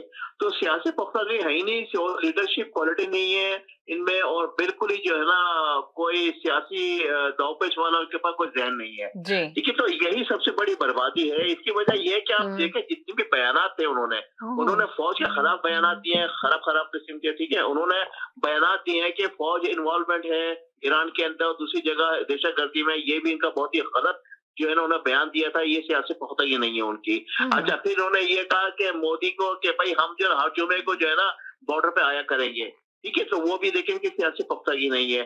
फिर इन्होंने कितना बड़ा फैसला उन्होंने किया, सियासी पख्तगी का अंदाजा कर ले कि वहां पर हालात इतने खराब हो रहे हैं और वो चले गए रशिया के जो है ना वो विजिट पे चले गए। तो ये सारी सिलसिला ऐसा है उनका कि सियासी पख्तगी नहीं है। और इस वक्त पाकिस्तान को एक सियासी लीडर चाहिए, ठीक है। मैंने आपको पहले भी कहा था सियासी लीडर होगा तो वो सारी चीजों से निकालेगा। हालांकि हालात बहुत ही खराब कर दिए इन्होंने, बहुत ही खराब कर दिए। पाकिस्तान को उस नहज तक पहुंचा दिया, वहां को उस नहज तक पहुंचा दिया कि वहां पर लोग भूखे मर रहे हैं, आप अंदाजा कर लें, ठीक है। आपको आइसोलेट कर दिया है। तो भाई अब जो है ना आपको आपकी जो भी लीडरशिप आएगी वो पाकिस्तान को जीरो से लेकर चलेगी। आप यकीन कीजिएगा आपने खत्म कर दिया अवाम को, पाकिस्तान को भी अब जीरो से लेकर चलेगी। जो भी लीडरशिप आएगी, जो भी लीडरशिप आएगी वो यकीन है वो लीडर ही होगा, चाहे वो पीपल्स पार्टी के में हो या PMLN में हो या किसी और पार्टी में हो, ठीक है। तो आपका तो पीटीआई का तो खैर बिल्कुल काम अलग हो गया। पीटीआई का तो वजूद तो बाकी रहेगा नहीं। जिस तरीके से अब फैसल वार्डा का वजूद नहीं है, ये दूसरे भी जो लोग थे उनका वजूद नहीं है, ठीक है। तो इसी तो आप ये कह रहे हैं कि पीटीआई का वजूद खत्म हो जाएगा अब नहीं, तो आप किसको देख रहे हैं कि कौन वजीर आजम बनेगा मुल्क का? देखिए वजीर आजम जो है ना वो पीपल्स पार्टी या नवाज शरीफ दोनों में से किसी एक का बनेगा। और तो मगर नवाज शरीफ तो मुल्क में नहीं है। नहीं, मैं नवाज शरीफ की बात नहीं, मैं नवाज शरीफ पार्टी की बात कर रहा हूं। अच्छा, पार्टी में से आपको देख रहे हैं, तो किसको देख रहे हैं पार्टी में से, किसको देख रहे हैं? अपने देखिए कंसेंसस सारे के सारे जो लीडरान है, आले हजरत का भी बिल्कुल वही कंसेंसस जो पीपल्स पार्टी का है, जरदारी साहब का, और जरदारी साहब का वही कंसेंसस है जो शहबाज शरीफ साहब का है। तो हर कोई अब शामिल हो गया। और जहां तक मैं आपको बताऊं कि जहांगीर तरीन का ताल्लुक है, जहांगीर तरीन को ये मैसेज गया था कि इमरान नियाजी आपसे मिलना चाहता है, उन्होंने बिल्कुल मना कर दिया कि मैं उनसे मिलना नहीं चाहता। लोग मगर उनकी पार्टी के लोग तो कह रहे हैं कि जहांगीर तरीन से मुलाकात करेंगे वज़ीर आज़म इमरान खान, और वज़ीर आज़म इमरान खान को बैठना चाहिए, मुलाकात करनी चाहिए। जी मैं क्या कह रहा हूँ, मैं आपको यही तो कह रहा हूँ कि आप कह रहे हैं कि जहांगीर तरीन ने मना कर दिया मिलने से। हाँ, पीटीआई मगर जी पीटीआई के जो लीडरशिप है, इनके मिनिस्टर्स भी है, उन्होंने अप्रोच करी थी जहांगीर तरीन को कि भाई हम ये इमरान खान मिलना चाहता है, तो उसने 2 अल्फाज पे क्लियर मना कर दिया कि मैं मिलना नहीं चाहता, बिल्कुल मिलना नहीं चाहता हूँ।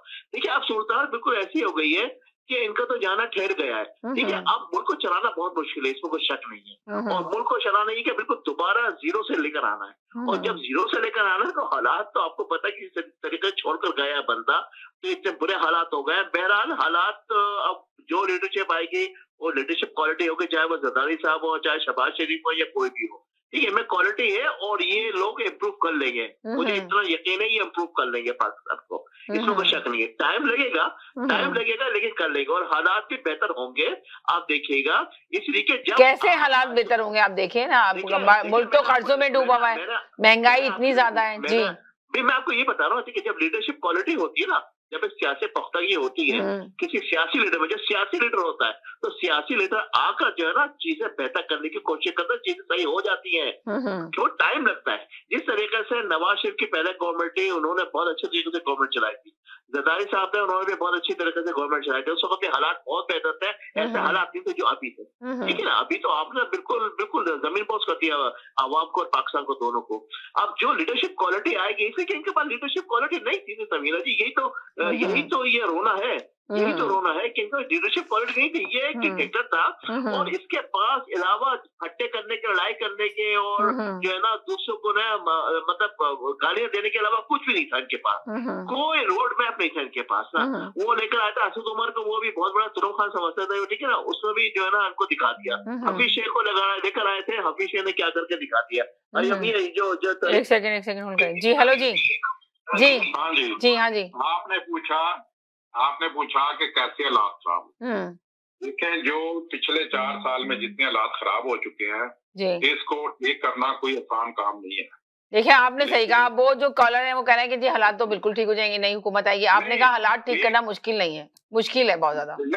जो हालात हो चुके हैं, जो हालात इस वक्त हैं जी, मुश्किल है लेकिन नामुमकिन नहीं है। मैं उसकी एक मिसाल दे देता हूँ जी। चाहे अपना नवाज शरीफ साहब थे या जरदारी थे, उन्होंने जब इक़्तिदार में रहे जितना अरसा में, जब प्रीवियस इक़्तिदार में भी रहे, तो उन्होंने वर्ल्ड पॉलिटिक्स में वर्ल्ड लीडर के साथ अपने पर्सनल तल्लुकात भी बना के रखे।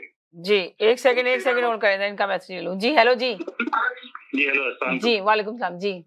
ये एक्चुअली मैं आपको एक सवाल रखना चाहिए कि वो क्या वजूहात हैं जिसकी वजह से इमरान खान जो है उनकी ये हाल है आज और मुल्क इस हाल में है।